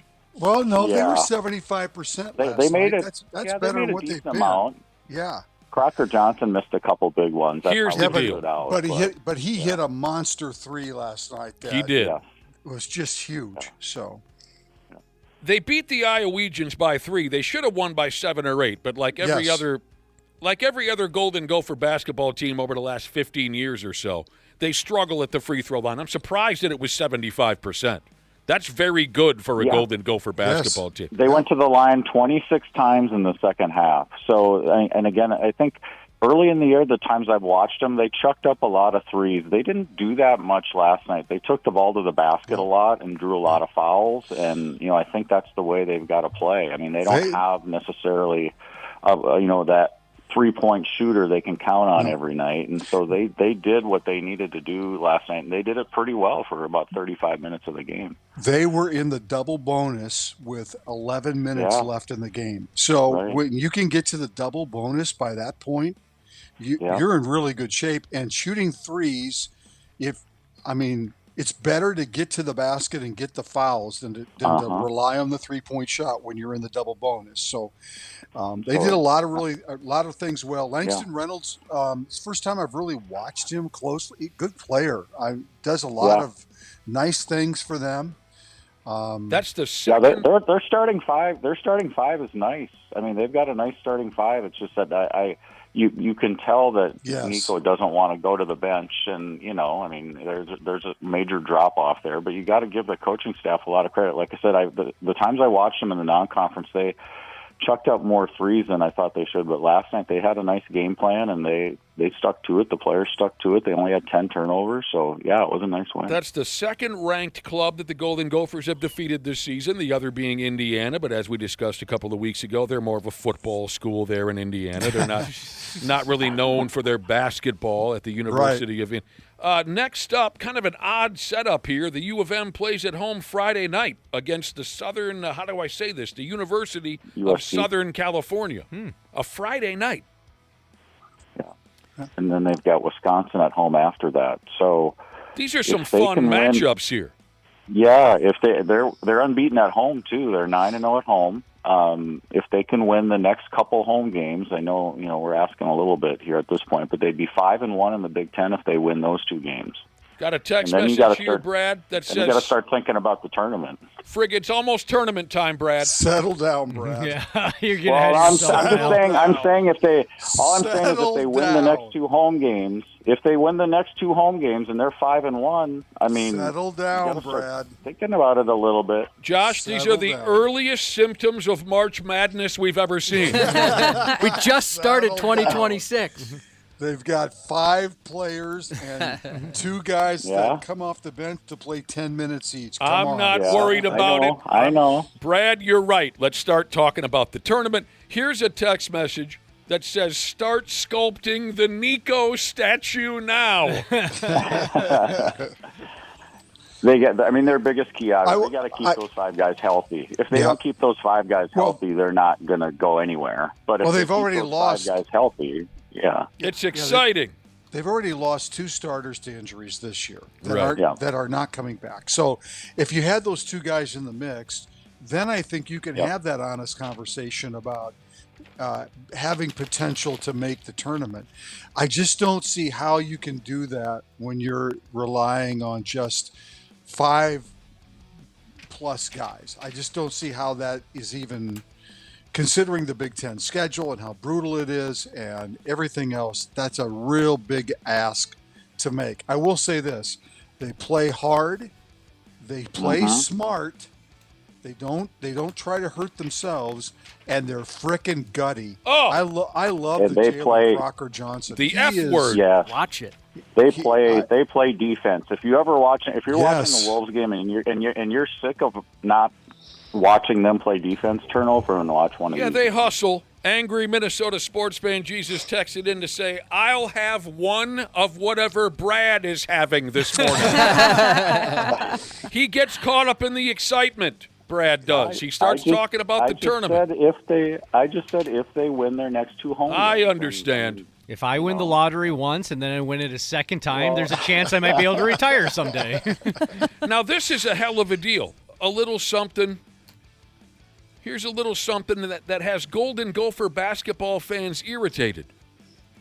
And we're going to have to go back now to one of the most bittersweet, heartbreaking effing tragedies in the history of Minnesota sports. I'm going to try not to cry. The Golden Gopher basketball scandal from the late 1990s. They made it to the final. Nightmares all week, aren't you? Because I was there for that. Anyway. I'm sorry, Brad Ryder. Say that again. I said you're going to make me have nightmares all week now because I was there on the front lines for that. Oh, staying busy doing homework and whatnot, Brad. Yeah, you were writing papers for kids. You were working at the U of M for the hockey team at the time, right? And basketball, both. I was there. Yeah. Did you do homework for anybody? Not that you know of. They made it to the Final Four in 1997. It still is one of the most wonderful memories I have of being a local sports fan. Yeah. We had the time of our effing lives during those years. Great players, great teams. Yes, Cubby? I'm trying to remember some of the details of that scandal. Was it pretty much like one woman who was doing all the homework? Like a really smart lady, and she was doing everybody's homework? Well, I wouldn't call her smart, but really? Yeah. What? Yes. I mean, she's book passed smart. away since, too. Oh, way to go, Brad. Really? Jesus, that's Jan Gangelhoff. Yeah. The bar scene in town was unreal. There wasn't a bar stool available anywhere within an hour of tip-off during that tournament run in 97. Oh, for sure. I'll tell you what. And if you went to the games, Willem Arena gave way. It was so loud. They came so close. I loved those teams. Yep. I won't ever forget walking into the Dome in Indianapolis, whatever they call it now, or the former one, and on the practice day where when the we Colts went down there play, for the Final Four. And just seeing that massive amount of people there for the practice on Friday and walking in there, that's one of those things I won't forget. It's it was amazing. awesome. But then that silly scandal wiped it all out, wiped it smooth out the record books because, as we discussed, a lady was getting paid to do the players' homework for them, and we had to act like it never happened. Now, here's the scandal. That's not how I set it up. Here's what has Golden Gopher basketball fans irritated. The University of Minnesota won't hang any banners commemorating that team. They don't recognize that team at all. They barely acknowledge former coach Clem Haskin. Bobby Jackson's jersey isn't retired, and it should be. Yes. But the U of M sure. the U of M is trying to make some money off the 97 season by selling a Final Four folding chair on its website. That's what has some fans irritated. It's the U of M selling it, or it's a fan selling it? For the article that I read, it's the University of Minnesota on their website is selling these commemorative chairs from the Final Four, or they're a replica of the 97. But you understand the point that yes. Yeah, fans are mad because you can't have it both ways. Right. Yeah. Sure. Right. Yeah, I get that. Kind of interesting to me. And quite When I was in the barn. Go ahead, Brad.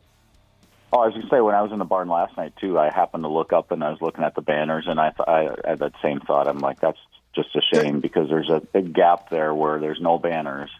And you know that there's a couple that should be hanging there. The Big Ten Championship banner and the Final Four banner should be hanging there. You know they still have it somewhere. Quite honestly, they should hang those banners. They really should. They should.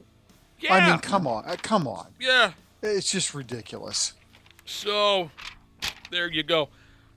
One of our listeners says he got Clem Haskin's autograph in 1997.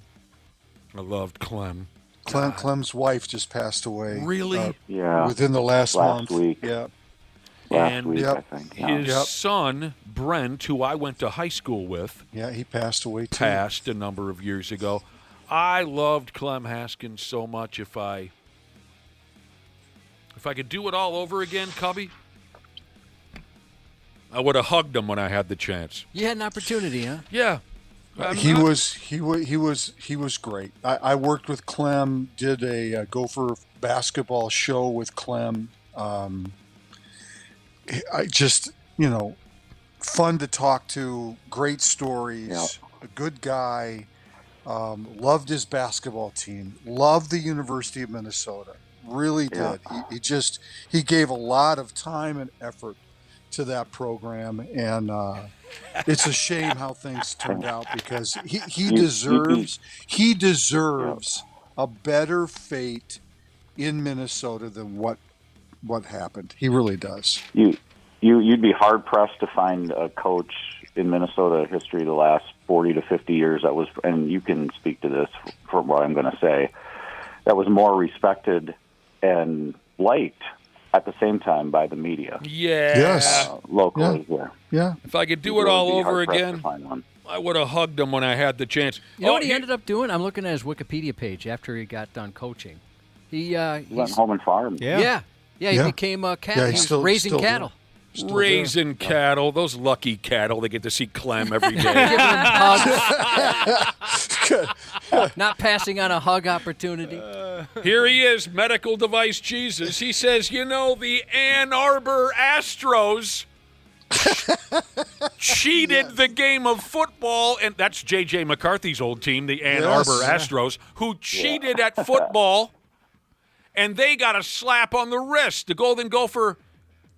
the University of Minnesota should undo all their BS and embrace that Final Four They team. should. You're right, medical device Jesus. Right. I really think they should. And to think that they were the only school in which some players weren't doing their own homework. I'd imagine a lot of schools clenched up at that. And there's high school kids that don't do their own homework. Exactly. And you know what? That wouldn't even be an issue. They have an opportunity. They have an opportunity next year if they want it, because next year would be the 30-year anniversary. Don't talk about the 30-year anniversary, Brad. And Clem's still around. Honestly, they should think about doing something because, if that were to happen in this day and age, I don't think there would be any big uproar of stuff. Yeah, they slap on the wrist maybe, but not like what they did to that team. All right, now I'm fully in fantasy mode. Now that you've said what you've said, Randy and Brad, I'm picturing a full Woolham Arena. And I say that in tribute to Clem because he never used S's. It was Woolham Arena, not Williams Arena, to Clem Haskin. I'm picturing a full Woolham Arena and that 97 team, including Clem, being recognized at midcourt next season for the 30th anniversary. I would drop to my knees and bawl like a baby. And they'd play the top hits from 97. Yeah. What would that be, Josh? What was the top maybe song? Some Foo Fighters? I'm going to go with, I bet you the top hit of 1997 was that friggin' Titanic song by that Swedish lady. Oh, I think you're right, yeah. That's my guess. What a winter it would be next winter if we retired Garnett's jersey next year and did that. Oh, don't. Candle in the Wind. Candle in the Wind? Yes. It's a terrible song. Yeah. There's Jewel on there, Puff Daddy, Tony Braxton, more Puff Daddy, R. Kelly, and Vogue. What about the Titanic song from that year didn't age well. that Norwegian lady? I'm looking for it. Spice Girls, Wanna Be, huh? You like that one? Now we're talking. She was from Iceland or Canada or Norway or something. Celine She's Dion. Canadian. She sang that song about the Titanic. My heart will go on. Oh, yeah. Someone should have kicked her ass when they had the chance. Wow. Jeez. I think she's going through health issues right now. She's going through hell right now. I'm kidding. I don't know anything Nick. about her. It's a joke. It's shock value or whatever we do here in the business. It's just trying to get a cheap pop. Christ's sake, you guys act like I'm standing on her. We need to start the movement on this reunion thing, I think. I can't stop thinking about it, Brad. You guys are screwed. I'm lost. You could tie Nico into it too because he was a student manager on that team. It'd be, you know what? It'd be who's to get say Oh, the ball rolling on who's that? to say the Gophers can't honor that team? Honestly, Yeah. Right. It's ridiculous that we sit here and pretend that didn't happen. It's just so stupid. Oh, so sure. much time has passed, and the landscape of college athletics is so different now. Completely different. It's so different. It's almost really irritating that we're sitting here Right. and, especially with Clem still around, and those guys are, what are they now? They're in their 50s. They're in the early 50s. Yeah. I saw Willie I may Burton. have told this story once or twice, but I got in trouble when I worked at the University of Minnesota. This is how things have changed so much in the last 30 years. I actually got in trouble a little bit. I got my hand slapped when I worked there because I gave, remember Steve DeBusnick? Sure. Old Gopher goalie? Yes. I gave Steve DeBus a ride back from Mariucci to Bierman when it was snowing out one day, and I got in trouble for it. How Because dare it you was- be helpful? It was against NCAA rules. Yeah, Mm-hmm. because I was a staff and I was giving a student athlete a ride. That's silly. So think about how things have changed over the last 30 years. Did they prefer for him to walk? Yeah. Yeah. He should have I skated. He's a hockey player. Yeah, duh. Yeah. No, I don't want to ruin Nick for the rest of this break here. But, Oh, no. So I'm continuing the Billboard Hot 100 from 1997. Yeah, sorry I brought it up. Spice Girls, Two Become One, also on that list. And I know, look at him, Ashley. Oh, gosh. He's falling Are you apart. okay? He loves Did you that just song. have a seizure? I started And that convulsing. I started convulsing when Josh brought up the Spice Girls song, Two Become One. That was the moment where I decided I will kill people in honor of Baby Spice. That's when my killing spree began. I will kill people until she recognizes me. I started in I get it. 97, and they haven't caught me yet. Oh, man. Wow. Did you see what she looked like in that video? Yeah, it's ridiculous. Yeah. I completely understand. You know that one, Brad? Oh, yeah. Yes. Sounds like he really knows it. Daddy knows. This has been a wonderful turn of events. You know, we started just talking about this nice win for the Golden Gopher basketball program last night, and it's taken me, I'm fully lost in space fantasizing about the possibilities of recognizing that 97 team. I know Willie Burton wasn't a member of the 97 team. Willie Burton graduated in 90 or whatever, but he was part of a Clem Haskins team that went to the Sweet 16 and the Grade 8. I saw Willie at a Golden Gopher basketball game a couple of years ago, and security had to pull me off of him. Why not honor Clem for his service at the U and tie it that way and bring all the players back from all of his teams? Yes. But make it about Clem and not about 97. Yes. But you still throw in those 97 players. And I just think that's a part of Gopher basketball history that needs to be honored and shared with everybody. We're all in on that, Randy. Here's a text from HVAC Delivery Jesus. He says, what, do you think those Mankato hockey players do their own homework? No, they're 20-year-old kids are doing it for them. Yep, right. Can I share a lame claim to fame about that 97 team? Go right ahead. I once guarded Sam Jacobson in a pickup basketball game at Lifetime. I'd imagine he broke your ankles? He was a lot better than me, and he was probably going at about 30%, maybe 20, just trying to get a sweat in. Sam Jacobson. At one point, he took it straight to the rim, just blew by me, and we're going back the other way, and I kind of look at him like, you play much ball? And he, kind of winkingly, and he realized I knew who he was. And he goes, yeah, a little bit when I was younger. The only decent thing to ever come out of Cottage Grove, Minnesota. I will say Sam Jacobson was the best high school basketball player I ever saw when I was working sports at CARE. He and Joel Prisbilla, those were the two best high school basketball players in Minnesota. Sam Jacobson could absolutely jump out of the gym, and he was such a good shooter, and he was such a great player. Yeah, he was. Such a great player. Once playing beer league hockey, Dana, when we got a little older, this friggin' league we were playing in did us dirty.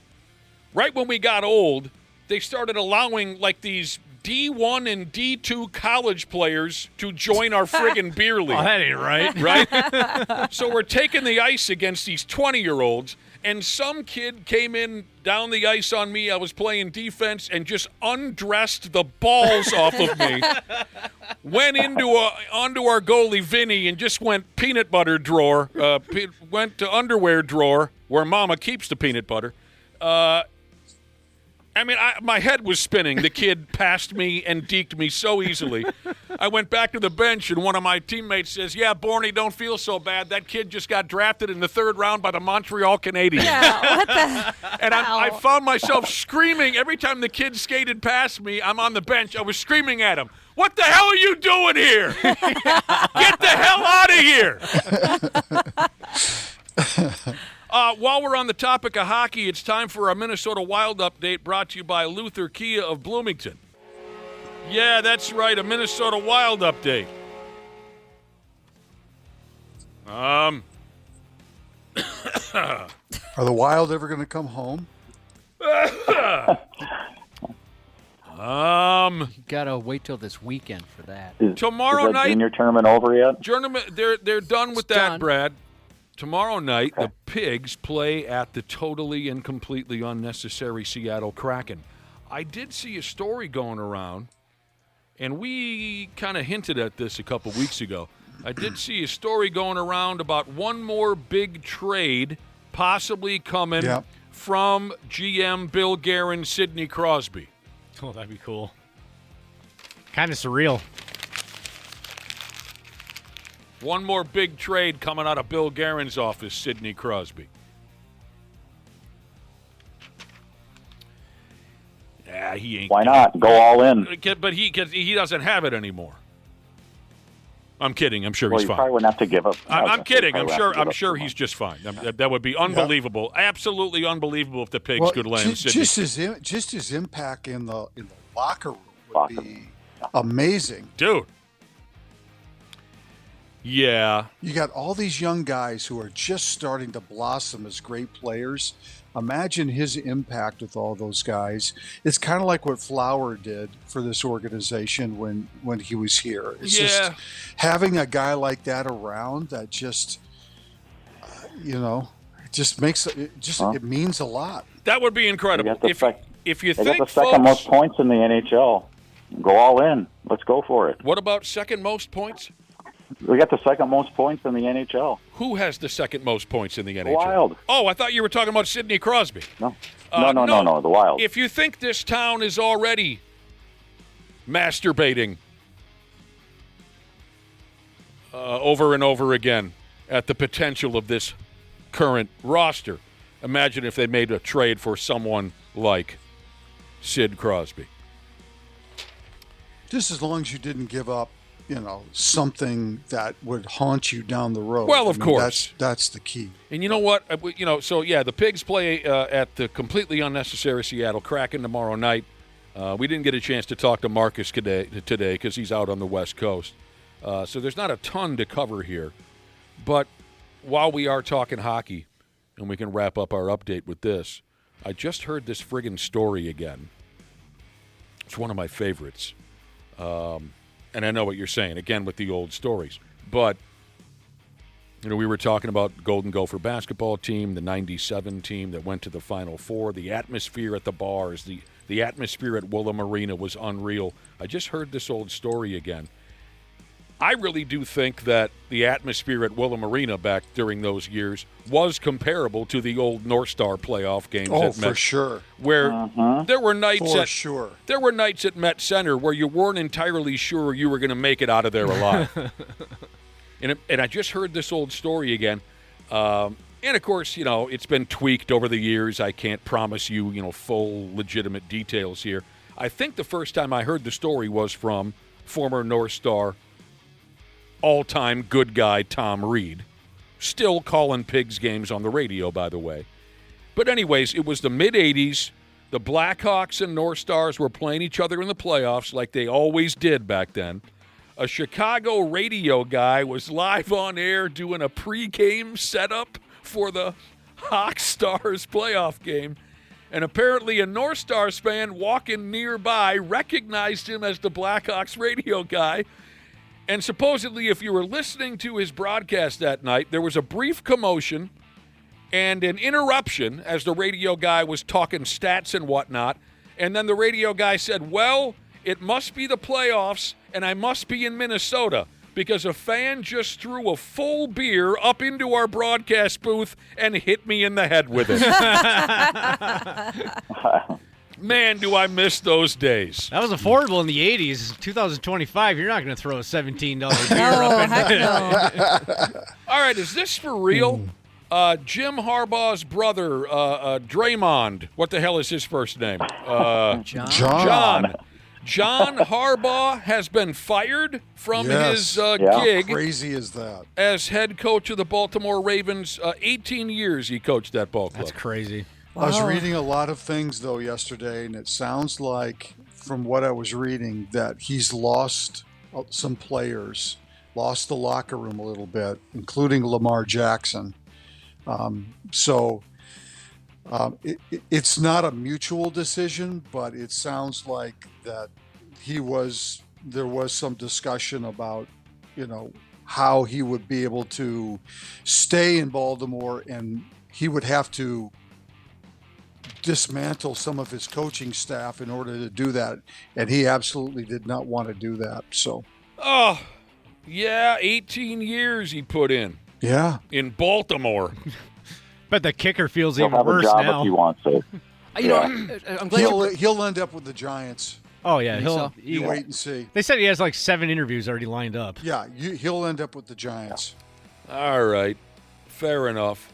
And he'll do a great job with the Giants.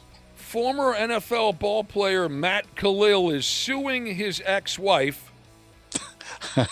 She goes by the name of Haley. I watched this video. Former NFL player Matt Khalil is suing his ex-wife Haley over comments she made back in November about his oversized Schwanstucker. That was the biggest factor? Yeah, the biggest factor, yes. Oh, my God. But no chance. No shot. No, because he was like 0.01% of the population. Oh, it's like that. Tried out. Oh, yeah, of course. Of course. We've tried impossible. Impossible. Unless, you're going to be in tears. Does the guy on that show have a a roll of quarters in his mouth? Or Part something? of that was just from cleaning up the audio. It was Oh. so bad. I think that made that happen. But yeah, she said that's why they had to get divorced. You guys remember this, right? Yeah. Oh, yeah. It's hard to forget couple, this. Couple of Coke cans. Yep, that's what she called it. You know, I don't know that I'd sue for this. I'd be very excited if my wife ever sued. Yeah. But if I were going to sue, I would do exactly what he did and wait until everybody heard the story. And once the story started dying, I'd bring it back up again with the lawsuit. It's genius. So I want to make sure nobody misses that. Keep it in the news cycle. Yeah. His ex-wife went on a podcast, told everybody that he has this massive, disgusting pecker. She described it, as Randy just mentioned, she described it as 2 or 3 Coke cans stacked on top of each other. Good Lord. Well, Matt Khalil, the guy with the Coke cans, he said that she degraded and deeply, I'll get there, he called her comments degrading and deeply personal. He said they've caused him unwanted attention, invasive commentary from the public. He says his family hears about it, his new wife. Well, she knows. Yeah. Yeah, she knows. That seems a little weird. His new wife is catching disgusting comments online all the time. Yeah, that's unfortunate. So he wants somewhere in the neighborhood of $75,000 for what she's done to him. Good for him. Brad. His ex-wife. I'm usually not on board with all these lawsuits and stuff, but seriously, I mean, she needs to just be quiet. Go away. If it's affecting his family, that's completely different. Yeah. He was our Right. Viking many, many years ago. I wonder if Oh, he that would've- was him? No, Todd Khalil was. Todd? Right? What? No, Matt Khalil was. No, yeah, you guys said Matt Khalil was your Viking for a couple years. When I don't the story remember broke. either one of them. Yeah, Matt Khalil was. Todd played for the Panthers, I think. Oh, okay. I got it. Oh, that's right. You mentioned that, Josh. Yeah, he was for one or two seasons. And I have zero memory. Yeah. Nick doesn't remember at I don't all. remember ever saying a word to Matt Khalil. I knew there was one. I guess I had the two brothers mixed up. No, it's the hung one. And I think we covered this already. He wasn't terribly memorable. Yeah, I think that's not to be rude or anything, but he didn't have the personality that a lot of our other Vikings have had. But he must have an enormous Schwanstucker. Well, that's the thing. His career wasn't all that memorable either. So anytime his name gets mentioned from here on out, he's just going to be the big dong guy. Now, his ex-wife is shocked that he's suing her. She says, I spoke very highly of him in multiple ways throughout that conversation.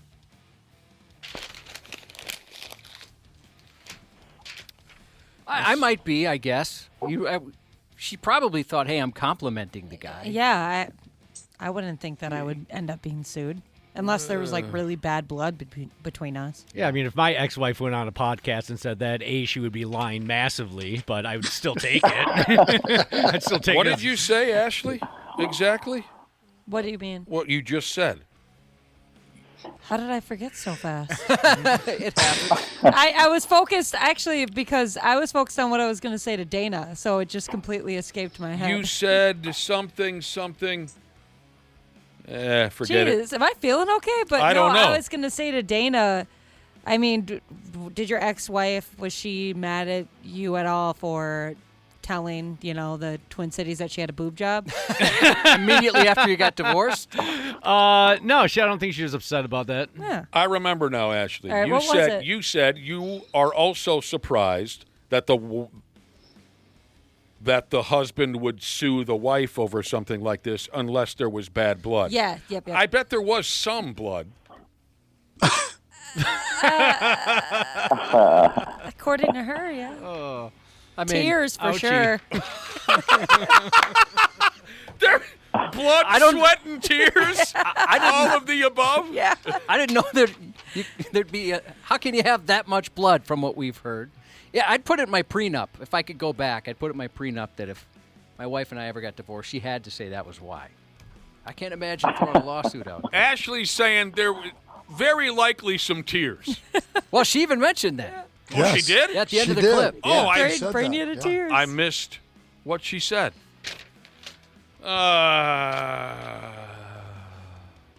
One Good Eye Jesus said, well, just imagine if the roles were reversed and he went on a podcast to talk about her giant dong. Maybe she wouldn't like that either. That's different. Probably not. A little different, but yeah. It's a good point. Yeah, it reminds me of an old joke I can't tell anymore. Oh, God, it sucks. I like this joke, too. It's about female and male genitalia. Oh, darn. I want to hear it. And the varying sizes of them. I'll just give you the punchline because I can't tell you the whole joke. I don't think I can do it anymore. The punchline is, and you can next time you see me, I'll tell you the whole joke. The punchline is, that's where they held the auction. If that works for you at all, maybe just a punchline is enough for you. A video's going around of Jacksonville Jaguars quarterback Trevor Lawrence. There's a video going around. He's at a bar. I understand the kid has a little bit of a drinking problem. I'm kidding. No, I was going to say good for him. No, I'm kidding. Trevor Lawrence is hanging out at a bar, and a female Jacksonville Jaguars fan squats him. That's awesome. She's adorable. This It's is on up on 93x.com. Yep. And he went along with it. Yeah, why not? Most of these Looks like fun. Most of these NFL players are douchebags. How much does he weigh? I don't know. He's a big guy. Couple hundred. Most of these NFL guys, they don't want you coming anywhere near them, right? But no. He's like 6'6", too. He's tall. Yeah, Trevor Lawrence is at a bar. Some little short lady said, hey, I'm pretty strong. Can I try to squat you? And he said, yeah. So she picked him up on his shoulders, and she squatted him. That's 220. I could leg press him, but I can't. I don't know if I so? can do a squat. Yeah. That's kind of. It always makes me feel good at the gym. I don't know what's up with women and their legs, but they're usually stronger, and so it always makes me feel good. You could leg press 220? Yeah, it's impressive. When there's a guy on the leg press machine before I go on there, and then when I go over there, I have to add weight to it. I'm like, yeah, heck yeah. You see this, buddy? Yeah, you're a little thing. That's where they held the auction. It worked that time. You want to know another good punchline, Josh? I can't tell the setup to the joke anymore because of modern rules and regulations.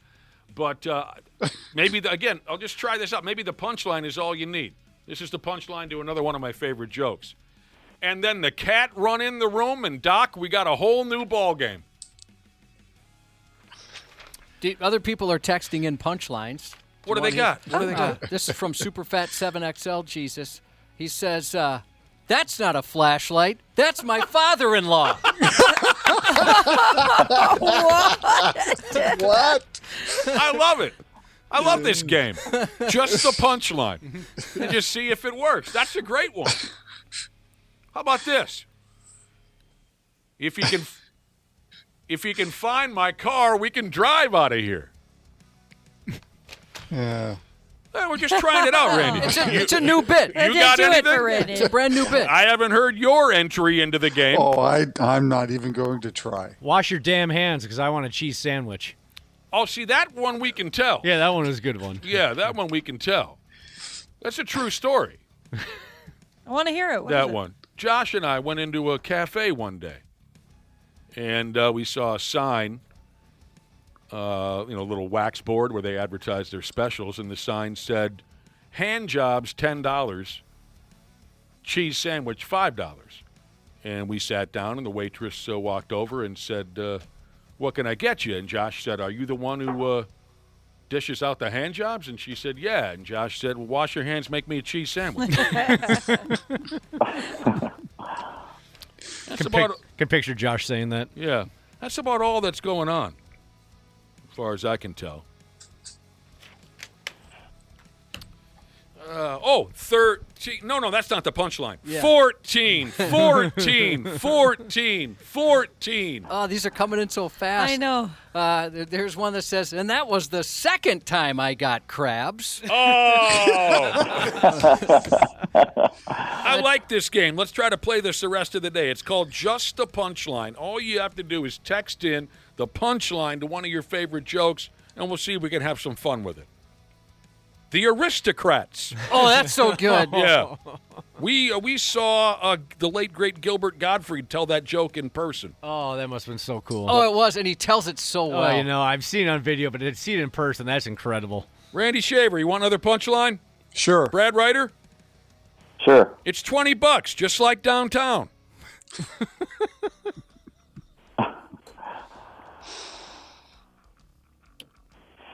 A pair of slippers and a dildo. Hey, that could be our next morning show once we get gas from this operation. Ashley, let's write that down for a podcast title. All right, I will. All right, we'll see you guys later. Sounds good. All right, Okay. we'll be back with more punchlines on the Half-Assed Morning Show. Half-Assed Morning Show. 93X. Happy New Year, podcast pals. Danny here to give my daily love to everybody at Standard Heating and Air Conditioning. Just a quick brag, I'm a Smart Club member. And yeah, it's a big deal because when the polar vortex hits, your house will let you know real fast. That's why right now is honestly the best time to do comfort upgrades. Standard's running a ton of specials right now. Things like whole home humidifiers to fix that dry winter air, UV lights to help keep the air cleaner, and ERVs that bring in that fresh air without dumping the heat. Trust me, you will notice a difference in a big way. Be cozy this winter. Standard Heating and Air Conditioning, providing the comfort you deserve since 1930. Online at standardheating.com. Years of hard work, and now you've got pain in your back, your shoulders, your knees, maybe your joints. You need help. Randy Shaver here with the answer. Dave Bialke. He's got over 30 years experience in getting workers' compensation benefits for people just like you. Don't suffer. Call Bialke Law today. 763-571-2410 or go to bialkelaw.com. That's BIALKE law.com. And it spells relief for you. American Skyjacker tells the story of D.B. Cooper copycat Martin McNally, who hijacked a plane and jumped out with $500,000. But that's just the start of this epic true crime saga. Now, American Skyjacker is an action-packed documentary available on all major platforms. Go to AmericanSkyjacker.com to subscribe to the podcast and watch the film. And look out for a new bonus episode of the podcast coming soon. American Skyjacker. Follow and listen on your favorite platform. The Half-Assed Morning Show. Minnesota's 93X. Yeah, welcome back to the program. Welcome back to the midweek edition of the 93X Half-Assed Morning Show. Just a punchline. Little game we made up a handful of minutes ago out of nowheres. We asked folks to text in their favorite punchline. We probably can't say the setup out loud on the air anymore. Too many rules. So just send us the punchline, and we'll see where it goes. What do you make of these, Josh? Put the potato in the front, stupid. Where were you last week when I hit it into the pussy willows? If the bear knocks me off the roof, shoot the dog. Oh, you've told that one. That's one of my favorites. I think I can still tell that one. I think so. Is it related to the one that says, yeah, well, the dog didn't want to go hunting either? Are those related? They're similar. They're similar. Yeah, I'm familiar with that one, too. See if I have this correct. So a guy's got a problem. He's got a bear up on the roof of his cabin, and he sees a number in the yellow pages, bear removal. He calls the number. Guy shows up at his cabin. Been a long time since I told this joke. I hope I can tell it right. So the guy that shows up, the bear removal guy, he's got a pickup truck. He's got a ladder, a dog, and a shotgun. And the cabin owner says, well, how does this work? And the bear removal guy says, well, the ladder, I'm going to prop that up against your cabin and crawl up on the roof. You hang on to the shotgun and just let the dog sit down here with you. And the guy says, what I'm going to do, I'm going to crawl up the ladder. I'm going to scare that bear off the roof of your cabin. And he says the dog is trained to hump the bear.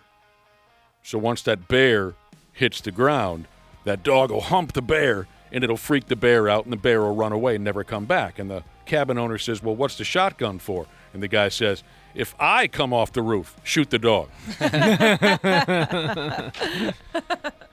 You're an 8, but if you had bigger boobs, you'd be a 10. It's just the punchline is what we're playing here. What about, you're telling me you don't know what a Hoboken squat cobbler is? Do you really think I'd wish for a 12-inch pianist? If you think I'm going to fire up this 6-row corn picker for a little cob of corn, you're crazy. And finally, what I have over here is One Snatches Watches. It's our first time playing Just the Punchline. All right. In a radical change of pace, everybody chime in. And this is another situation where we welcome text messages from our glorious listening audience. Everyone chime in. Worst pain you've ever experienced. We're going to start with Cubby's on-air partner, Dana. Worst pain you've ever experienced. Gosh, I've been really lucky in my life. I haven't really had any too major mangle myself too much. I guess the 2 times I've hurt myself the most, I was very intoxicated. So I don't remember what it felt like when I set myself on fire. And I don't remember the pain of when I smashed my teeth out falling in a fountain at the University of Minnesota. I love that story of you horsing around with your bro drunk at the U of M and you fell into a fountain and ended up spraying bloody chiclets into the fountain. Yeah, we were wrestling in the fountain outside the Alumni Center. It's a fancy schmancy place for 2 20-year-olds to be drunk and wrestling. Right, and we were there, we were wrestling. I went to spear him. I went to kind of try to tackle him, but I slipped, and my arms were went like this, kind of like hugging myself. So I couldn't brace myself, and I just smashed my teeth right in the fountain. And you have no memory of any pain? No, I really wasn't in pain at the time. Because, you were loaded. We had a number of beers that night. The amount of beers that would get you into a fountain wrestling your roommate when you're 21 years old. Well, the next day, it wasn't incredibly painful? It really wasn't that painful, no. Did you go straight to the hospital? No, I just went to bed. I called my parents the next day, and it was one of those... We're very disappointed in you type phone calls. So then you must have knocked them smooth out. They basically the front two is pretty much the front two are just basically lopped in half, so they didn't fully come out. So I just got caps on the bottom ends of my teeth. That's interesting because I've never had a tooth blasted out of my yap, but I know plenty of people who have on the ice or otherwise. I lost 3. Okay, well, then help me out with this. We don't need to dwell on this for 20 minutes, but I'm just curious. Folks who have had full teeth blasted right out of their yappers said, that's not so bad. It's when you crack half of one or a quarter of one, and then the nerves are sticking up. That's what they say is the real. So what was your deal again, Josh? I would agree with that. Yeah, mine was like a bike accident. Oh, yeah. I took one came all the way out, and the other 2 were chipped, like cut in half. I looked like a vampire a little bit. That part was worse, like you said, the nerves. Yeah. So because of your drunkenness on these 2 dramatic occasions, Dana, you've been lucky. Would you say you've never really felt a great amount of pain for any reason? Well, when I set myself on fire in St. Cloud by sitting on the stove and my hoodie catching on fire, the next morning it really hurt. Oh. Because, when especially because I was in St. Cloud, but I was going to the U of M at the time, so I had to drive home. And I had to, lean forward the whole time because it hurt to, because your ass was... Yeah. People thought you were farting the whole way home. So I'm hunched over, and I'm wearing the T-shirt that I wore underneath the hoodie. I'm wearing it, and the whole back is burnt out because it kind of looked like a hospital, right, type of thing. The hospital gown. Yeah, hospital gown. So your answer to the most pain you've ever experienced would be... burned ass cheeks. Burned ass cheeks. Yeah, second-degree burns on the back. So far, I'm checking text here. Number 1, it seems like the most common answer has been kidney stones. Oh, yeah. I have such a phobia of that. I'm worried about that as well. Weren't we just talking about that earlier? Yeah. Oh, I don't know. I saw a guy pass kidney stones here in the radio studio. I had the time of my life. Next up, worst pain you've ever experienced. Let's go to Ashley's mentor, Josh. Well, the first thing that comes to mind is listening to a little kid tell a story, which can be incredibly painful, and you're waiting for a point to eventually escape their mouths. Have you had a bad experience recently with a young kid? Oh, yeah, absolutely. Who didn't know how to tell a story? Especially when they're excited because they have to take a lot of breaths in between. Yeah. And you think, okay, is somebody dying? What is going on here?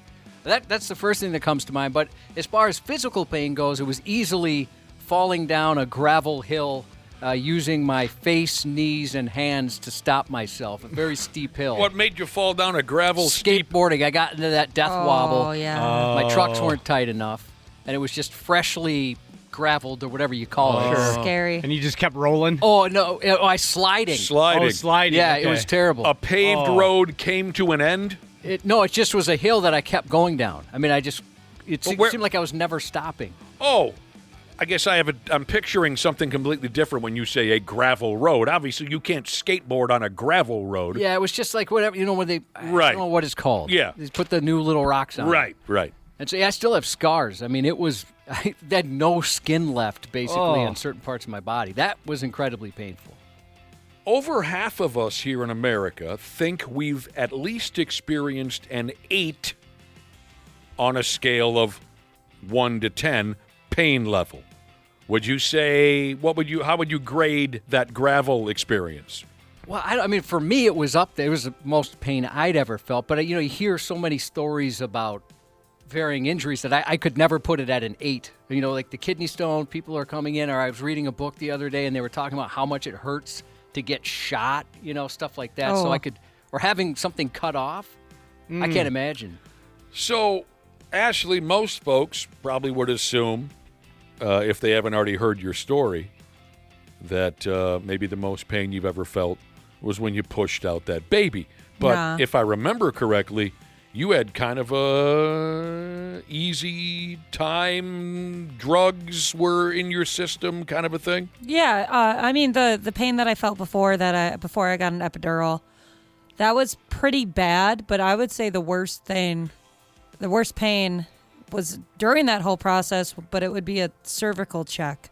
So they just put their hand on up there and check to see where you're at, and that was probably the worst pain I've ever felt. Oh, really? Yeah, and it got to the point where when they would say they had to do one, I'd be like, oh gosh, like, do I really have to? Like, this is so bad. And they were like, oh, we'll bring in the ringer. I was like, what's this woman's talent here? She's got long fingers. Oh. Yeah. It's funny. I told you guys before when I had a prostate exam, the urologist, he was funny. He's like, don't worry. Well, first thing he said is, this is worse for me than it is for you. Yeah. And then he held up his hands. He's like, look, small fingers. And it was true. He was a little guy. So I appreciated that as well. I understand what you're saying. They brought in the secret weapon. Called in the closer. Yeah, welcome So from funny. the WNBA. Yeah. Your gynecologist here. Cervical check. I was like, you should be the only one that ever does these. Nobody else should be allowed to do them. What do you charge, Josh? For a cervical check? Yeah. Oh, I'm not an expert, so I do it for free. That's Just nice for of a you. learning experience. Yeah. We're sharing the worst pain we all believe we've ever experienced. Americans were polled on what the hell they've been through. So I was just thinking, like, more pain stuff. Sometimes it's the things that don't make sense why it hurts so much that is almost more painful. For example, like when I'd landscape, getting your finger just barely pinched by a couple of pavers would hurt so bad. And I'm like, you can't show somebody and have them feel bad for you because there's nothing going on, right? No, yeah. You can't tell, but it just hurts so bad for whatever reason. Nerve Like stubbing your endings. toe on the end of, like, the coffee table or something. Yeah, nobody's going to feel bad for you. No, because you're a dumbass. You should just, learn how to walk. Yeah, it hurts weirdly powerful. You do that Peter Griffin. Yeah. God, there's nothing that pisses me off more than stubbing my toe. Gallstones, says Oof. RX Jesus. 10 out of 10 as far as pain, and she said she has a high pain tolerance. It's more and more people are saying kidney stones. I'm terrified of getting kidney stones. Yeah, me too. But I do nothing to prevent them. I think one of the ways is just to stay, like, disgustingly hydrated. Oh, Like, I on drink another level. I drink more Gatorade than any human in the country. I drink a lot of water and Gatorade. Okay, if I was to join in on the conversation, earlier today we talked about my night of gastritis or gastroenteritis, whatever it was. That was really bad. Yeah. A guy broke my nose for me. It wasn't so bad. Were you tearing up pretty good? Yeah. Like, I know I've just, like, gotten hit in the nose before and your eyes start to water. Yeah, it wasn't as bad as I thought it was going to be. My lung operation when I was 14 was pretty bad at times. My collapsed lung, which then led to a operation.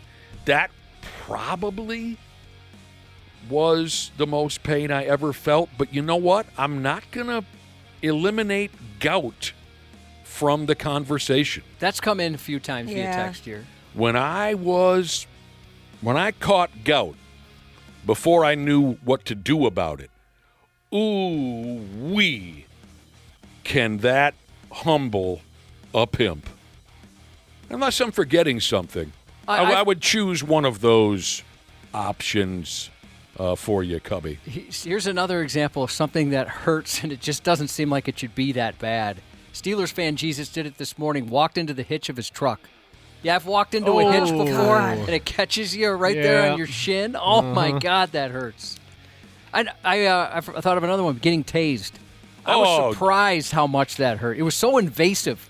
I felt like a sewing machine was going all the way through my body. And I volunteered twice.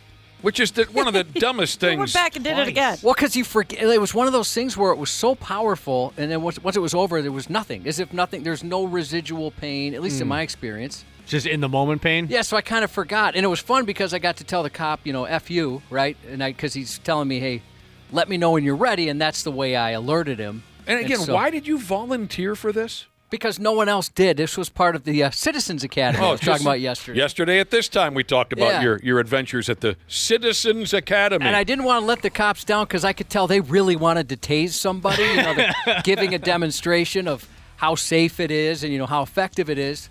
And I was Why did you want to impress these guys so badly? Well, here's the thing. I wasn't going to volunteer, but nobody else did, and it was so uncomfortable. I'll equate it to the Zoom meetings we used to have around here where nobody would talk, and then I'd feel like, okay, I guess I got to say something, take one for the team. Knowing you, that silence, that awkwardness led you to volunteer. Now I understand. That's exactly it. But so they're like, hey, totally safe. Don't worry about it. We test this kind of thing. We all have to go through it. So I'm like, okay. So I get up in front, and the instructor, he points to two cops. He's like, okay, you guys grab his shoulders just to make sure he doesn't fall and crack his head open. And one of the cops refused to be anywhere near me. And I thought, well, wait, how safe is this thing? He didn't want to be anywhere in the direction of where he might get hit. I can believe that being tased would be a miserable experience. It certainly appears to be when I watch fools get lit up.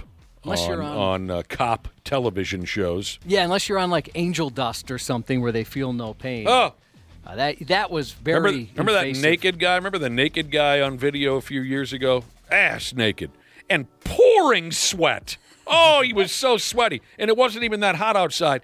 And they tased him, and it didn't slow him down. And he even still had enough in the tank to jump up and smear his genitals on the windshield of the cop car. Even though I can believe that tasing would be pretty bad. All right. Brando Jesus said his old man in his 57 years of life says being a Vikings fan hurts the most. That's the pain. My prediction for our closing conversation here, just like Mr. T said in the documentary Rocky III.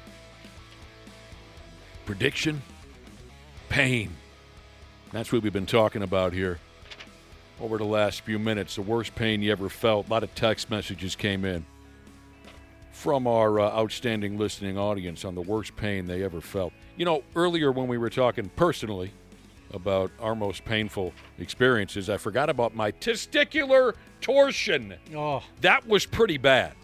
A couple people texted in with something similar. It felt like a large rhinoceros baby was standing on my testicles, and I couldn't shake it. Felt like a large rhinoceros baby was standing on my nuts for about 10 to 12 hours. Yeah, I had something. It wasn't a torsion, but I can't remember. I always forget the name, even though I've had it a couple times. Like epididymis, epididymitis. I can't remember, but down there, and that pain is. I mean, you can't even walk. You can't move. You can't breathe deep. No, you're right. You're right. All of those things. And you know what? Other than testicular torsion, you know what the doctors found out, Cubby? What's that? There was a tooth down there. Are you serious? Yeah. I don't have any memory of anyone losing it, but there was a tooth in there. Okay, here are some text messages from our listeners. Most painful experiences they've ever had. One dude caught a headbutt to the face during a soccer game, and it fractured his eye socket for him. Ouch. He says, I'm not sure what hurt more, my broken face or being mocked by all my friends who said, that's what you get for playing soccer. Oh, my God. I was thinking that exact thing. You thought he had it coming? Yeah. That's the funny thing. I got a concussion playing soccer, but I never got hurt when I was playing football. Tattoo removal. Oh, I would agree with that. I've heard that's really bad, yeah. It's getting a tattoo, let's just throw a number on there, Ashley. 2. Yeah. Removal, that's up. That's an 8, 9, 10. That's a 6, 7. That's up there. That's for sure. what I hear when you get those silly tattoos. You know, you think they're cute, then 20 years go by and you look like a jackass, and then you show up for tattoo removal. They say you might not make it out the shop. Yeah. Was that the text from 651 to 715 or Jesus? I don't know. Because he texted that and said that anyone who's considering a tattoo should be zapped real quick with that laser just to double check that that's the tattoo they want. And that's a great idea. I was shocked how much that hurt. Here's a text from a gal named Boner Grower Sheezes. Oh, hello. She makes the boners grow? Yeah. Yeah. She a boner said inducer. the most pain she ever felt was when her husband dumped bear spray into her face. Oh, I've heard that's awful. What the hell? What's going on? What happened there? Why was your... Have you guys ever had pepper spray or anything? Yes. I was No. maced once, just because I was in a crowd of people that were getting maced. It was bad timing. Very uncomfortable. I've heard it's really, really bad. I wouldn't call it painful. Yeah, it wasn't. I was going to say it wasn't painful. It was tough to breathe. It's debilitating. Yeah, and any fluid in your face just drips out of all your face holes. I mean, that was my experience. But it never really, I can't say it hurt. It was just debilitating is a good word for it. I'm sorry to this listener, but this cracks me up. I got electrocuted by an extension cord for 8 seconds while standing in a puddle of water. Oh, no. That's like what they do to people in Gitmo. Yeah. That shouldn't happen. That's That's so a long scary. 8 seconds. Wrestling Dad Jesus said, worst pain ever, broken femur. Any other pain compared to that ain't so bad. It's the hardest bone to break in your body. Is it really? Yep. Somebody texted in and said I love this one. They got out of the shower when they were a kid, slipped, and the curling iron cord was hanging off the counter. So they pulled it down, and it ended up burning the underside of his shafted bag. Oh, you poor guy. How unlucky. My favorite thing about that is I was thinking like, oh, he's going to claim that he tripped and accidentally sat on the curling iron. But no. You said shaft and bag? Yeah. That's terrible. That's not where you want to Have you ever touched one of those by Yes. accident? Yeah. That hurts. Yeah, I've accidentally got it on the neck a couple times. It's not fun. They run those damn things hot, those curling irons. Yep. They sure do. Ashley, did you ever get a hickey and use the excuse, no, it was a curling iron burn? Yes, yeah, of course. I also had a buddy that his excuse was he got hit by a golf ball. Never, right in the neck. never golfed in his It life. says Titleist down it. He was in like the 7th grade. Where are you golfing? You know, Josh, one day when I was a kid, I spent all friggin' day running that curling iron, and then I looked down and I realized, well, Christ, they're already curling. God made them that way. I spent all day. It was unbelievable. I felt like a damn jackass. You were a kid. What do you know? Here's a guy texted in. Here's a guy with rules. Oh. He goes by the name of No Butthole Play Jesus. This guy's got rules. Hey, I'm with you. He once got, what was he doing? Playing baseball, and he crashed into the catcher, and his leg snapped, and the bone shot out the skin. Oh, that would have been crazy to see, though. And it stabbed into home plate, and it took 3-4 guys to pull him off the plate because his bone was stuck in the home plate. Was he safe? No, he was out by a mile. I bet his former teammates Flew tell right that past story a lot. the third base coach was saying, no.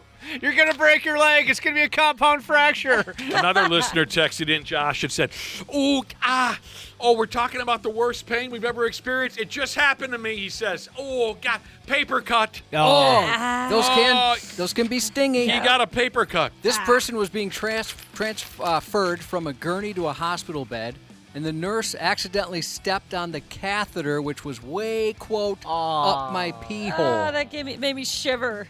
Oh, jeez. All right. That's terrible. You know what? We're shutting her down.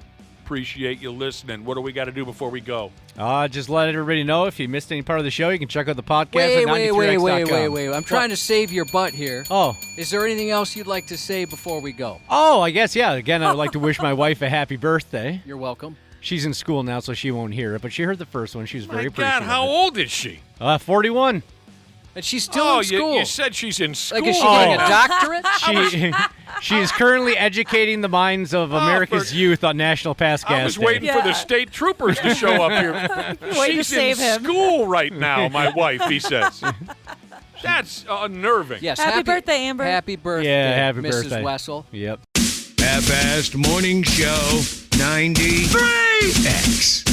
Happy New Year, podcast pals. Dana here to give my daily love to everybody at Standard Heating and Air Conditioning. Just a quick brag, I'm a Smart Club member. And yeah, it's a big deal because when the polar vortex hits, your house will let you know real fast. That's why right now is honestly the best time to do comfort upgrades. Standard's running a ton of specials right now. Things like whole home humidifiers to fix that dry winter air, UV lights to help keep the air cleaner, and ERVs that bring in that fresh air without dumping the heat. Trust me, you will notice a difference in a big way. Be cozy this winter. Standard Heating and Air Conditioning, providing the comfort you deserve since 1930. Online at standardheating.com.